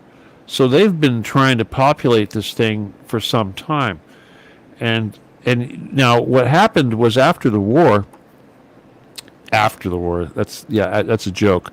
But what happened was they knew that the Nazis had this thing down there in South America, New Schwabenland. They didn't know about the underground stuff, but they knew they had a base on the surface. So what they did was, I think it was Eisenhower was president. I'm not sure. I'm pretty sure it was Eisenhower, but he basically created a big armada that was run by Admiral Byrd, and they had all kinds of things, a whole bunch of ships and aircraft and soldiers, and they sailed down there to Antarctica, and the purpose of that was to conquer the Nazis. This was supposed to be the final battle of the war, Operation High Jump. And instead...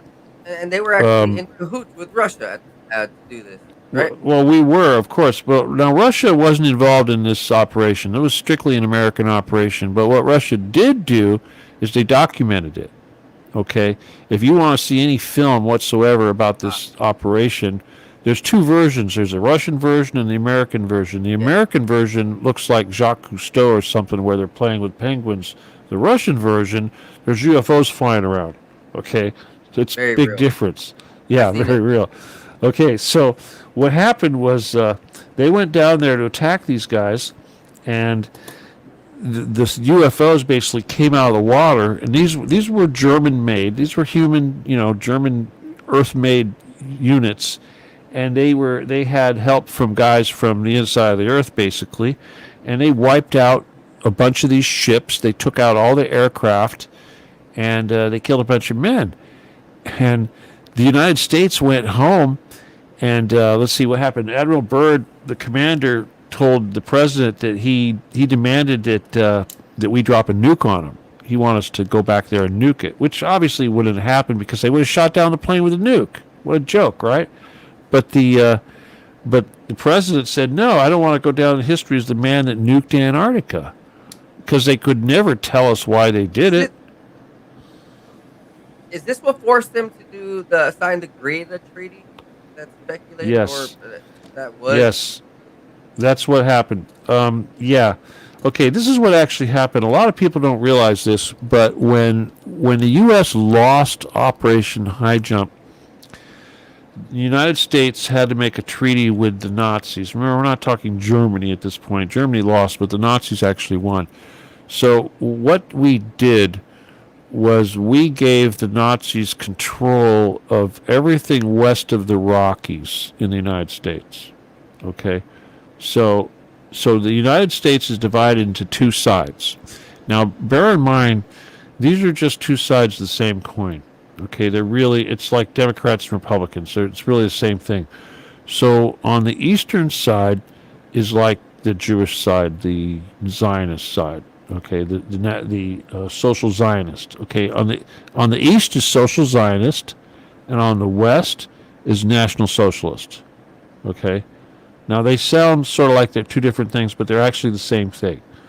Okay, so again, here's this the mafia man in the thing. high castle. Really It's real. About this. Real, only it's the West Coast. Okay, now where you are, up in your part of the world, there's evidence of this shit all over the place.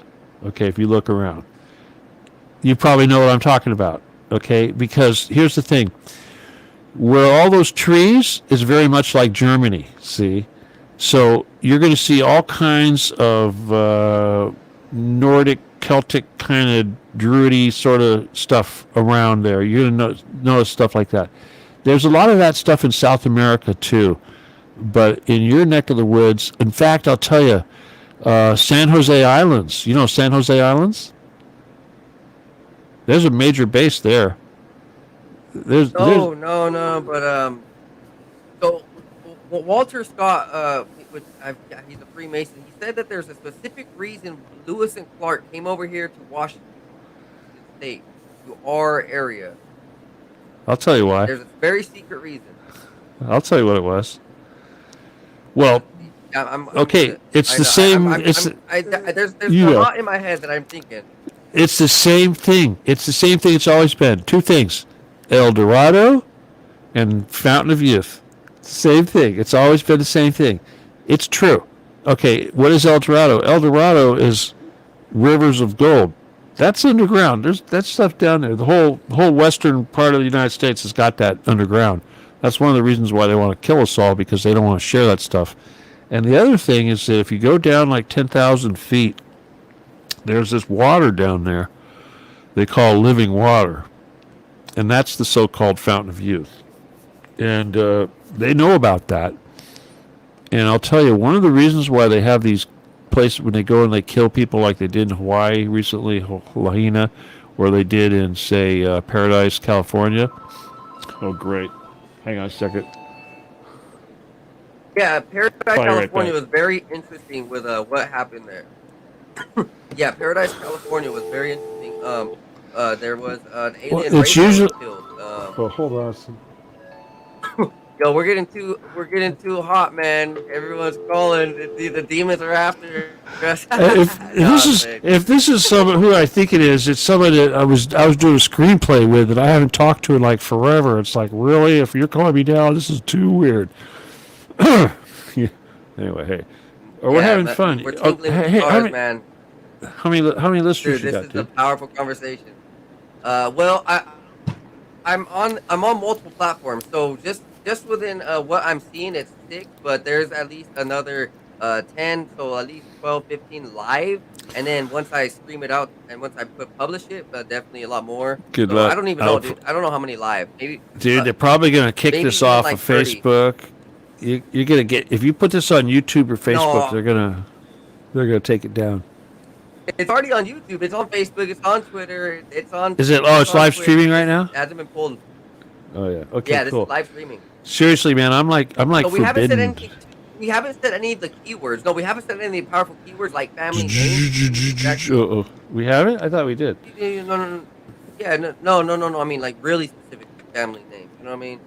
Yeah, You mean like yeah. Pelosi We're kind of just. No. Anyways, so let's go Getty ahead doesn't and, count? Continue on.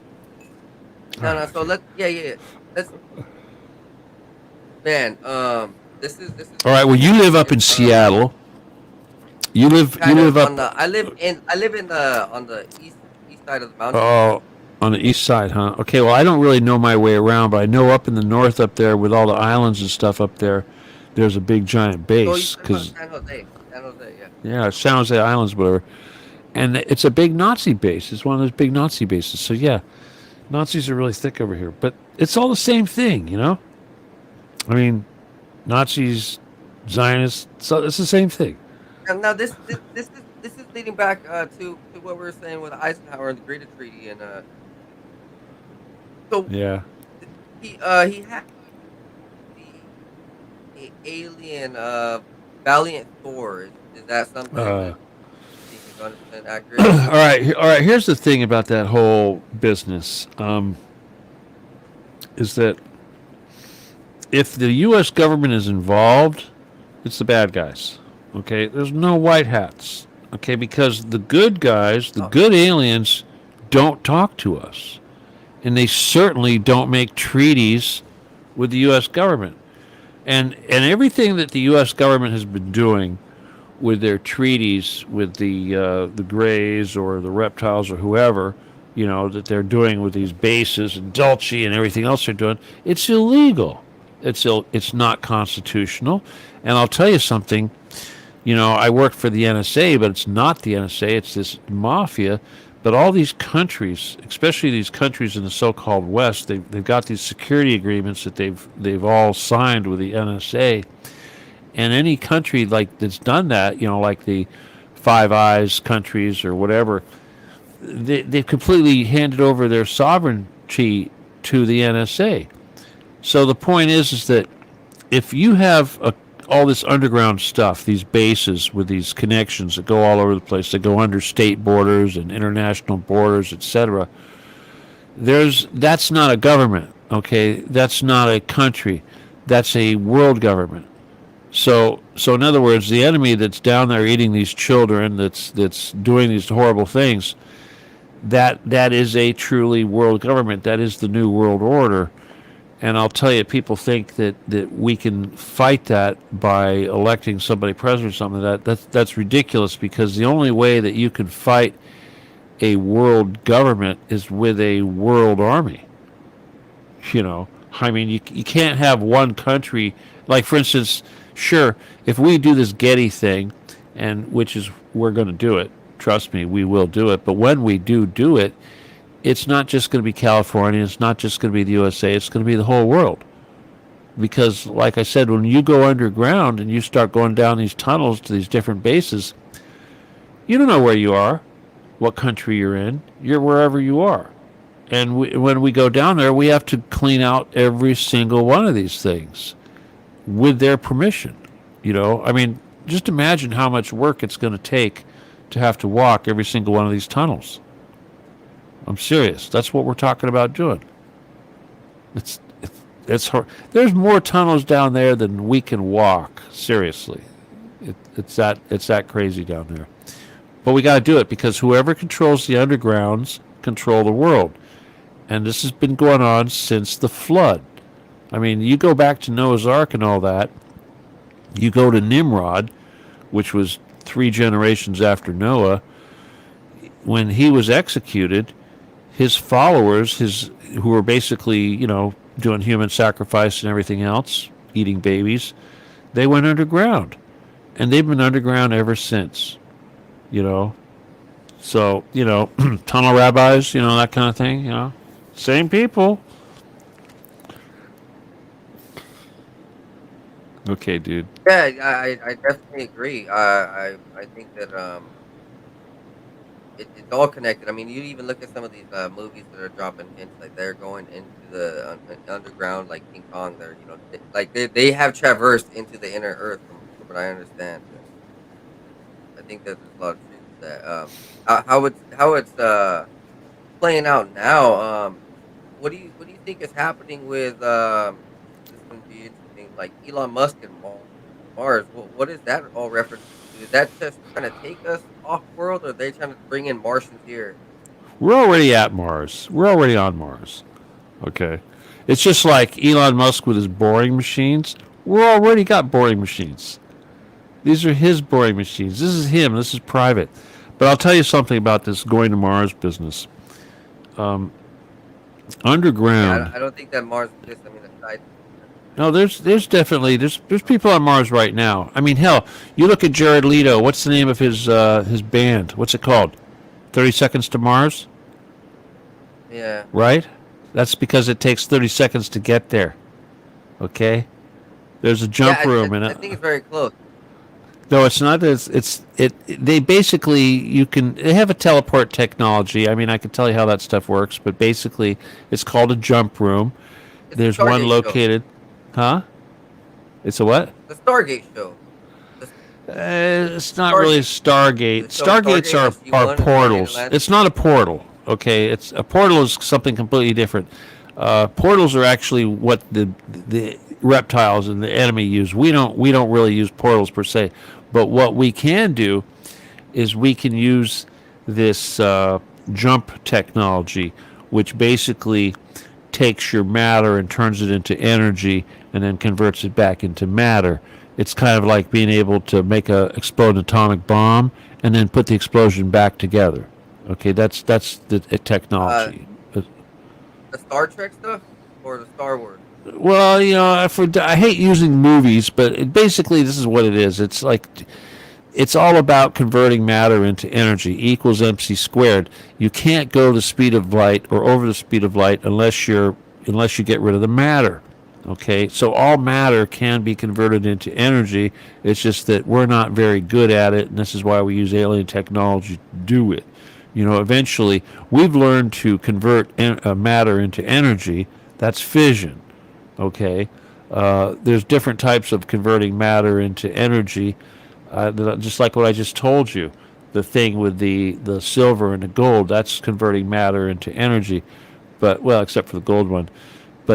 But that's what that is, and the thing is it has to deal with this whole concept of soft matter and the what is it, the string theory. Okay, so what string theory basically is that the everything can be represented as a sine wave, a unique sine wave, and that sine wave can be so complex that it can well, it's not a frequency. Frequency is just how many times the sine wave goes up and down. But the thing is the sine wave is a code. It's like a blueprint. Okay, it's just like a interference pattern can be a describing a surface.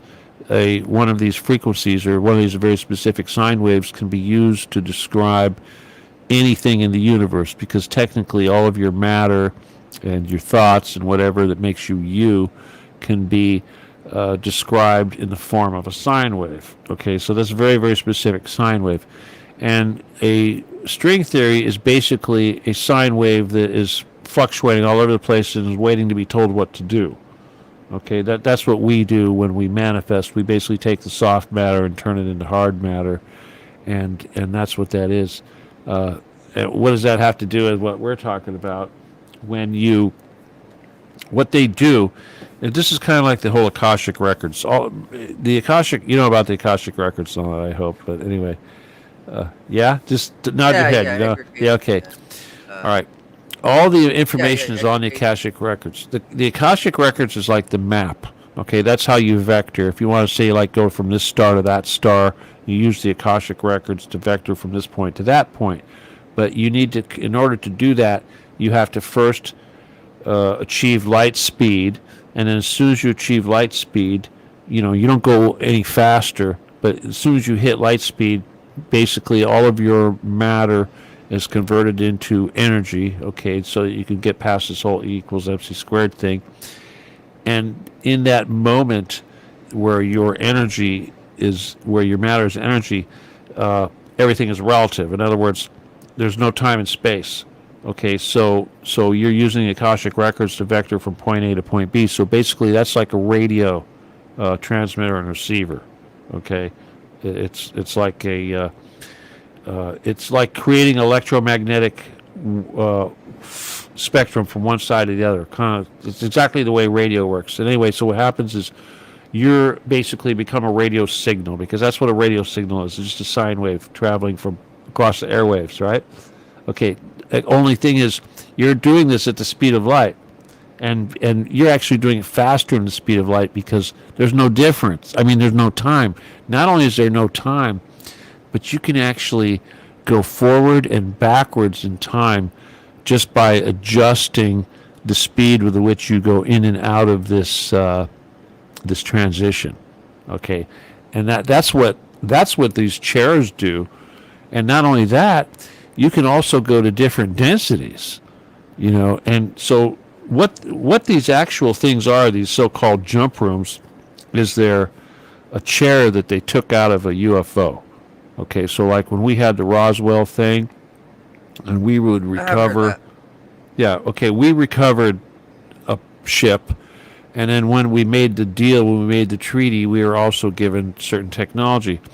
So what they did was they actually took one of these chairs out of one of these UFOs, and the chair, basically, when you sit in this thing, it hooks up to your brain and all that, and it allows you to hook up to the Akashic records, and it lets you transport back and forth. It's really kind of trippy stuff. But I'll tell you is that people that do that, they tend to, when they come back, they kind of like seeing the light. So in other words, if you're like a bad guy, you're working for the military or whatever the heck, and then you go do this, when you come back, you're kind of you don't want to be a bad guy anymore. But I'll tell you, you heard the story about guys like Obama going to Mars, and there was another guy. I can't remember what his name. Definitely. You heard all those stories, right? So I know exactly what you're talking about. He was a yeah, I know. Yeah, that dude that was running for president, whatever.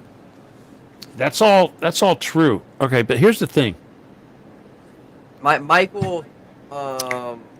Yeah, that dude. Yeah, I know. He's screw him. Forget him. Yeah. Okay. All right. All right. Anyway. Okay, so These bunker guys, right, the cavers, they're like super elite.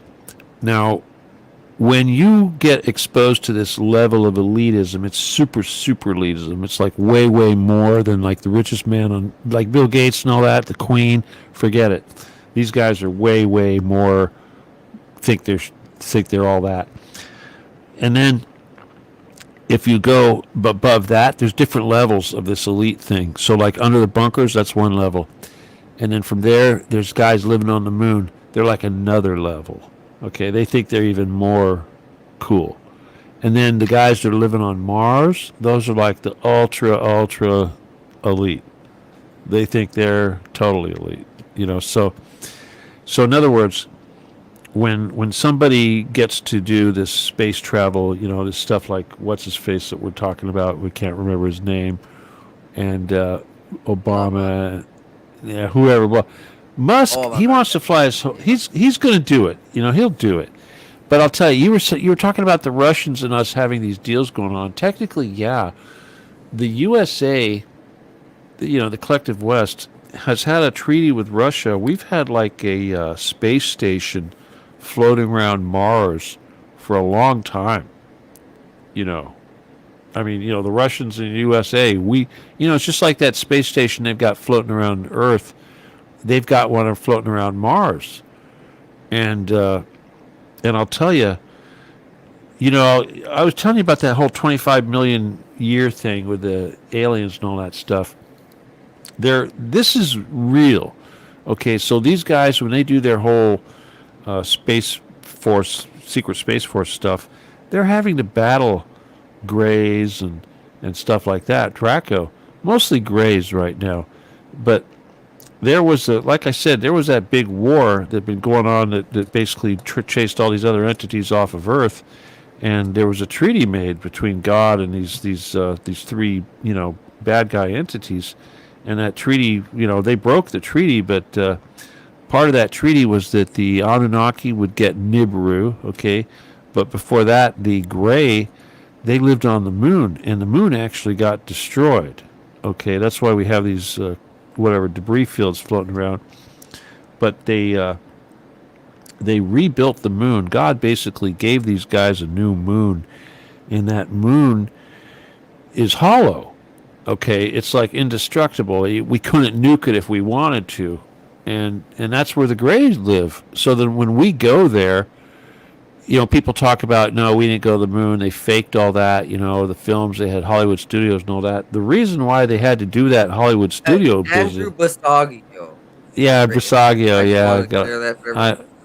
Yeah. I know these guys. I know all these guys. But okay, but the thing is with the moon stuff, there was buildings on the moon, you know, spires and towers and crazy stuff that they couldn't film, you know. And the Russians went to the moon too, but when they went to the moon, bad things happened, you know. I mean, they got in trouble. They were told in no uncertain terms, don't do that, and that's why they didn't, you know, because certain aliens basically told them they're going to, mess up their stuff. But yeah. So now America's allowed, or is it kind of? Nah, it's kind of weird. But I'll tell you something. When we were doing this whole business with the Getty, there was a guy that was the trust fund manager, and he was being inducted into. They're turning him into a Templar, and when that process was taking place, we were able to give him questions. We would feed him questions, and then he would take these questions to his superiors, and he'd ask them certain things. And one of the things we asked him was about the moon. And let me see what we said. We're asking him, when was he says, I can't remember exactly, but the answer is basically, something about the moon, you know, that if we're still going there, we're still, you know, when was the last time we've been there? And the answer was basically they never stopped. They never stopped going. You know, I mean, 1969 or whatever it was when the last moonshot shot took place, supposedly. But they've been having secret moonshots out of over here in California. You know, Vandenberg. That's where they do the secret Space Force. They've been shooting stuff up there a lot, and nobody really knows what it is. But I'll tell you, a lot of people think it's a big deal to get to the moon and all that. It's really not. It's really not.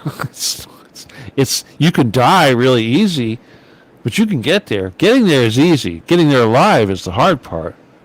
You know, it's landing. That's really hard. Getting there, it's really easy. In fact, if you wanted to say like shoot up a rocket and actually like hit the surface of the moon, you could do that really super easy. But if you wanted to, let's say you wanted to shoot up a rocket and then go around the moon and then boomerang back to the Earth, you can do that. But it's so dangerous because it's so easy to get stuck in a really big elliptical orbit that'll take you way out forever, you know. And humans don't do that. You can't be in a little thing for a month or something like that, you know. That's why when NASA does their thing, they do. So when NASA and SpaceX, when they blast up their rockets and they blow up, is that all just propaganda to make us kind of feel like empty and worthless? No, it's really easy to blow up. Real rocket launches, That stuff blows up all the time. It's really super easy to blow that stuff up, especially the American stuff. The Americans use some really volatile reagents for their rocket fuel. That Tesla is smart. He's using stuff that's a lot cheaper and it's a lot safer. Okay, it's not that liquid hydrogen. The liquid hydrogen stuff that we use is super difficult. So yeah, this stuff blows up all the time. Gosh, and rockets themselves are just so. It's like when Elon fires those things up and they've got like a dozen rocket motors. That's crazy. Okay, that's crazy to get them all firing at the same time. And I'll tell you, the first few times he did that, it'd go up and like, you know, half of them wouldn't be burning. You know, so like, oh crap. I think it was only recently that he actually got a launch where every single rocket was burning. But yeah, that's dangerous stuff, man. It's super dangerous.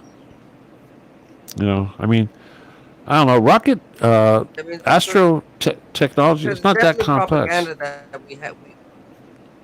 There's definitely propaganda that we're not on other planets right now currently. Well, I'll tell you some of the big propaganda. For instance, like the space telescope, for instance. Everyone, for instance, you don't think they point the space telescope at the Earth ever?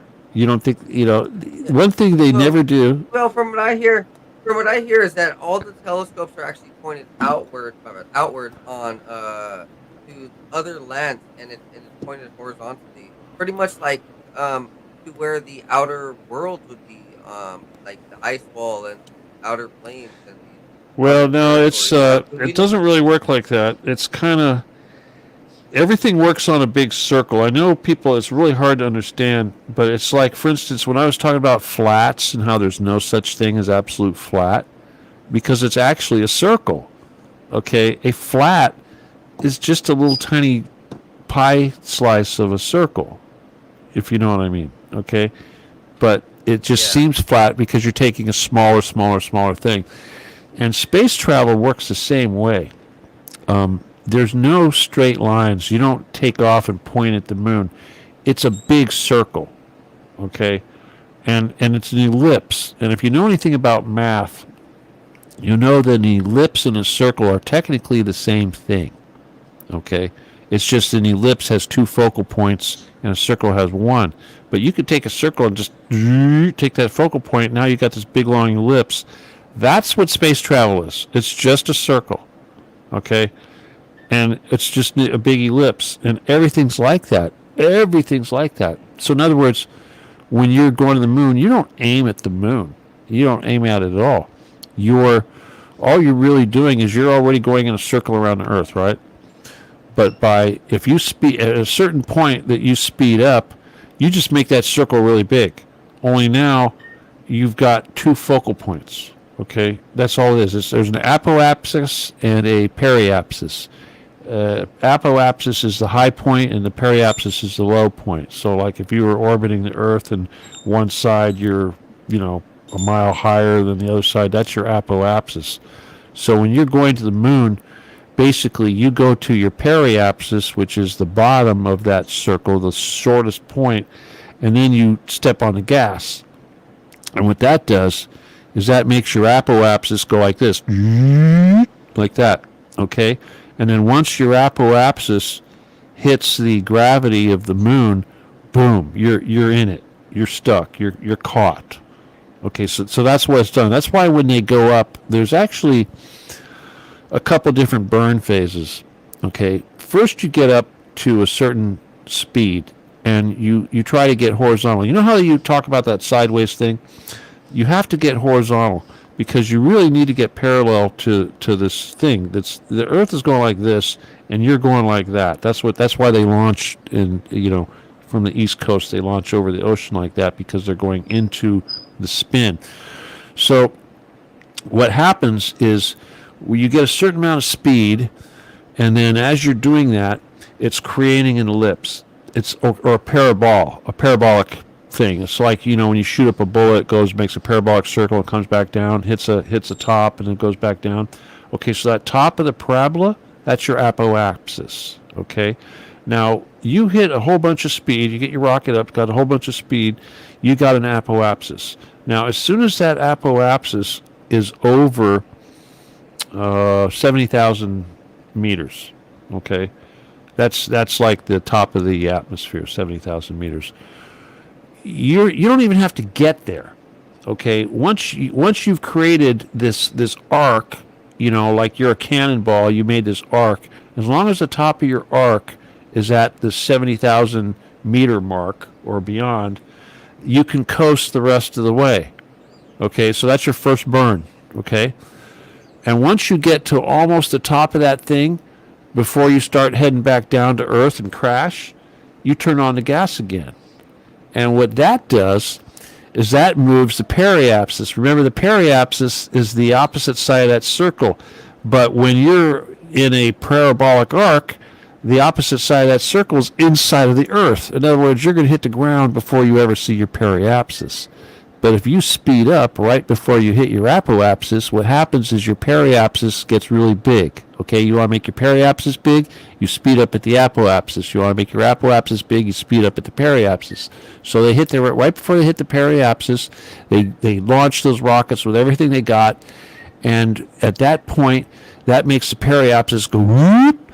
And once that periapsis actually gets out from the center of the Earth and starts being 70,000 equal to what your apoapsis is, you're in orbit, okay?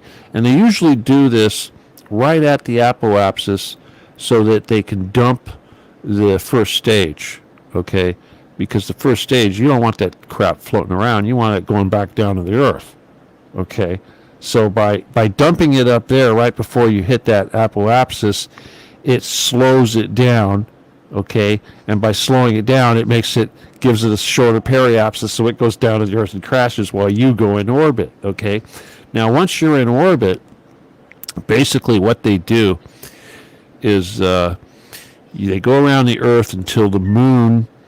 It's like, okay, let's say you're going around the Earth, and as soon as you get to the point to where the moon is just sort of breaking on the other side of the Earth, like you could see it kind of like a sunrise, only it's a moonrise. As soon as they do that, that's when they hit the gas again.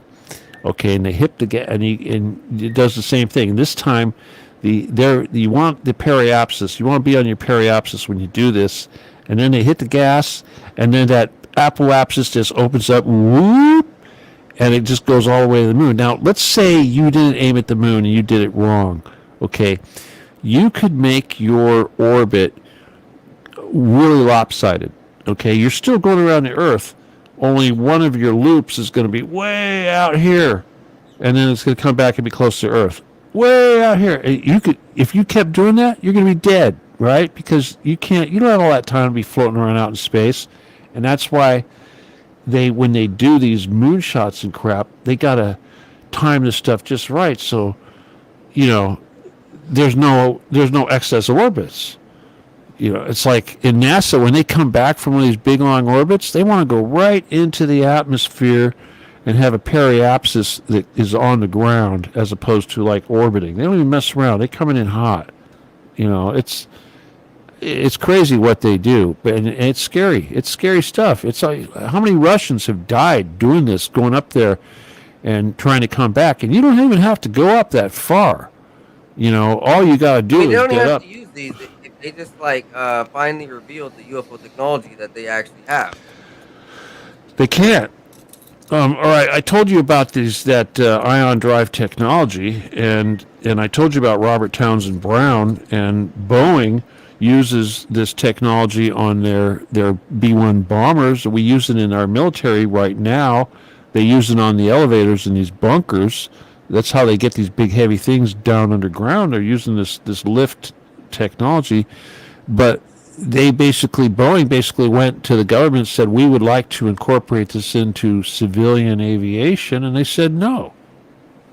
You know, they'd like to be able to use this and fly airliners across the ocean in a half an hour and stuff like that. You know, I mean, it's like these B-1 bombers.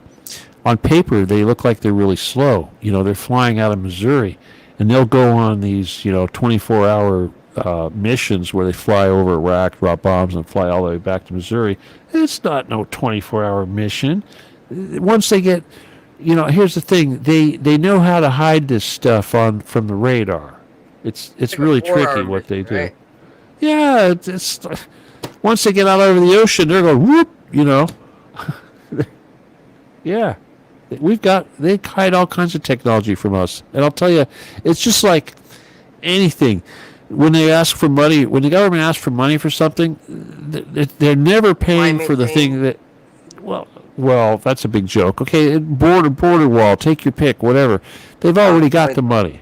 They've already got it. When Ronald Reagan wanted to build Star Wars, we already had Star Wars. We already had it. That's what we do. We don't ask for the money until we've already got it. And then we take that money and we use it on something else that we don't got. Then they tell you about that 20 years later. Everything's a secret. Do you happen to know what this agency is that the Space Force has actually been secretly running as over the last 70 years? Finally announced, like the last years, Well, right? yeah. The logo. It's the Getty. It's the Getty. It's the same damn thing I've been talking about. The Getty is in California. There's this mountain range, the Santa Monica Mountains. Okay, and this is where all these tunnels and stuff are. This is where all this crap is. And on the very western, the central location for the. this is where your secret Space Force is. Yes. Well, no, I mean, there's stuff all over the world, okay? But this particular area is just really important and really old. And it's just like your part of the world.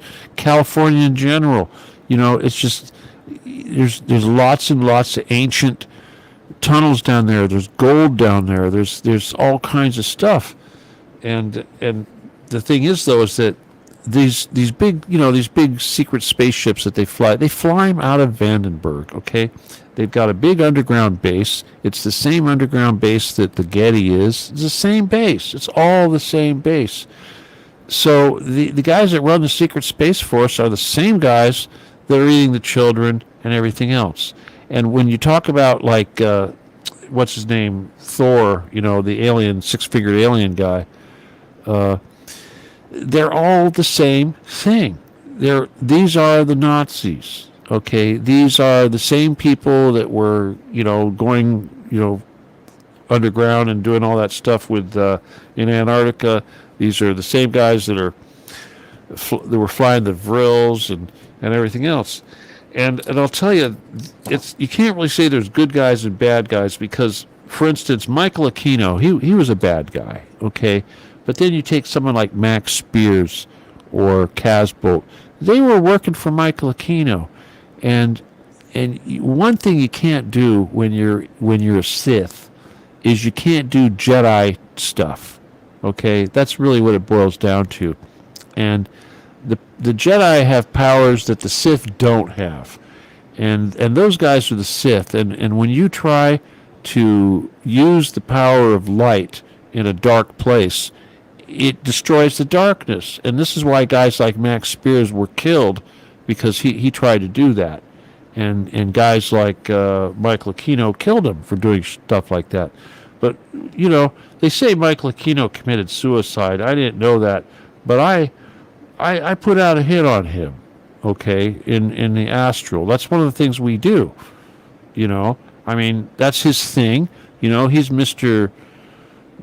Satanist and doing all these blood rituals, and those are our enemies. Okay, those are the guys we fight. So in other words, they have, like, for instance, under the Getty, they have what we call Nazi psychics. Okay, and during World War II, they did have Nazi psychics, and these were called the Vril. The Vril. That's what they are. They're Nazi psychics, and they're the bad guys. Okay, they may be mind controlled, they may be trained from children that were abducted and all this stuff, but still, it doesn't matter. They're working for the dark side, and that's the enemy. And these operations, though, it's like what we were mentioning earlier. The the men who Saragossa is based off of, and Project Stargate, and what it led into. Yeah, this is uh who it is. I mean, it's us against them. I mean, in some essence, I think that there's a lot of um, Christian values within America, even though that the elite of America is like very satanic. The people that us, like the commoners, there's a strong sense of God, and I think that That's true. something very powerful. Because you look around and it's ever so present that it's all in our face these days. The Hollywood, you know, all of this demonic attack and possession, and it's influenced by what we're talking about. These elites doing, eating kids, but they're also doing rituals and blood magic and incantations through their songs, and it's summoning like very, very dark spirits. I mean, um, that's a big topic with Hollywood. And you think they're Well, I ran don't want to. they ran for a It's reason that way?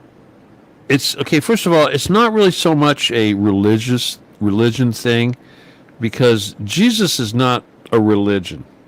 Jesus has been around for a lot Right. longer than the Bible and all that.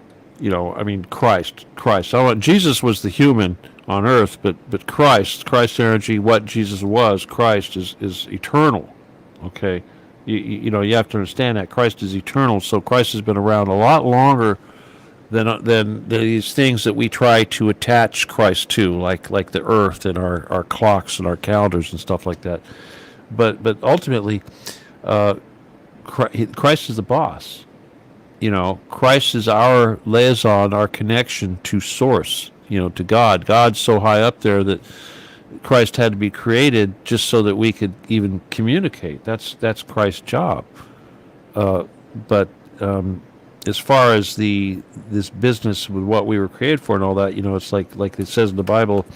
Um, we're not waiting for Christ to come down here and do the work, because He's going to use our foot to crush the serpent, right? I mean, that's basically what it is, and people need to understand that if you want to be part of this mission, and you want to fight these demons and do the work that we're put here for, all you have to do is ask and say thank you. You're talking to Christ. Basically, if you want to be a warrior and you want to fight these demons and solve these problems, you have to become service to others. I mean, of course, that's very, very important. But you also have to verbally ask God to make you a warrior, and you have to say thank you. Very important. But I don't know. I know that didn't You know answer what, what not dude? what I That really was wanted to say. that's a perfect ending, man. No, no, no. You know what? It's been about 2.5 hours, and that's a perfect ending, honestly, because we all need a little bit of inspiration and God's blessing, and I think that there's a lot more room for conversation when we have our energy up and brightened. And Stephen, Kelly, it's been an honor to have you on so far. Hey, I'll have So you on far. another day, but just before you leave, let's go ahead and give him one last like idea of what you're currently doing, or is there any upcoming projects where they can find you? Yeah, okay, all right. To all your listeners. Okay, first of all, you got to Google my name, Stephen D. Kelley. That's a good way to know what's up. Occupy the Getty is my mission. Hashtag Occupy the Getty is my thing. If you join me on Twitter, it's Stephen Kelley 24 at Stephen Kelley 24, or look for Stephen Kelley for President 2024. That'll do it. You got to join my group on Telegram if you're not on Telegram, and that is a very good place to be now. But my group on Telegram is called Occupy the Getty / Stephen D. Kelley.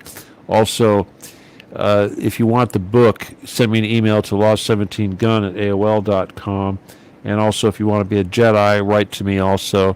And I'm also a healer. If you want any kind of healing, I don't care what it is, cancer, whatever, I don't care. Send me write to me right away. Don't wait, and I'll help you with that. No charge.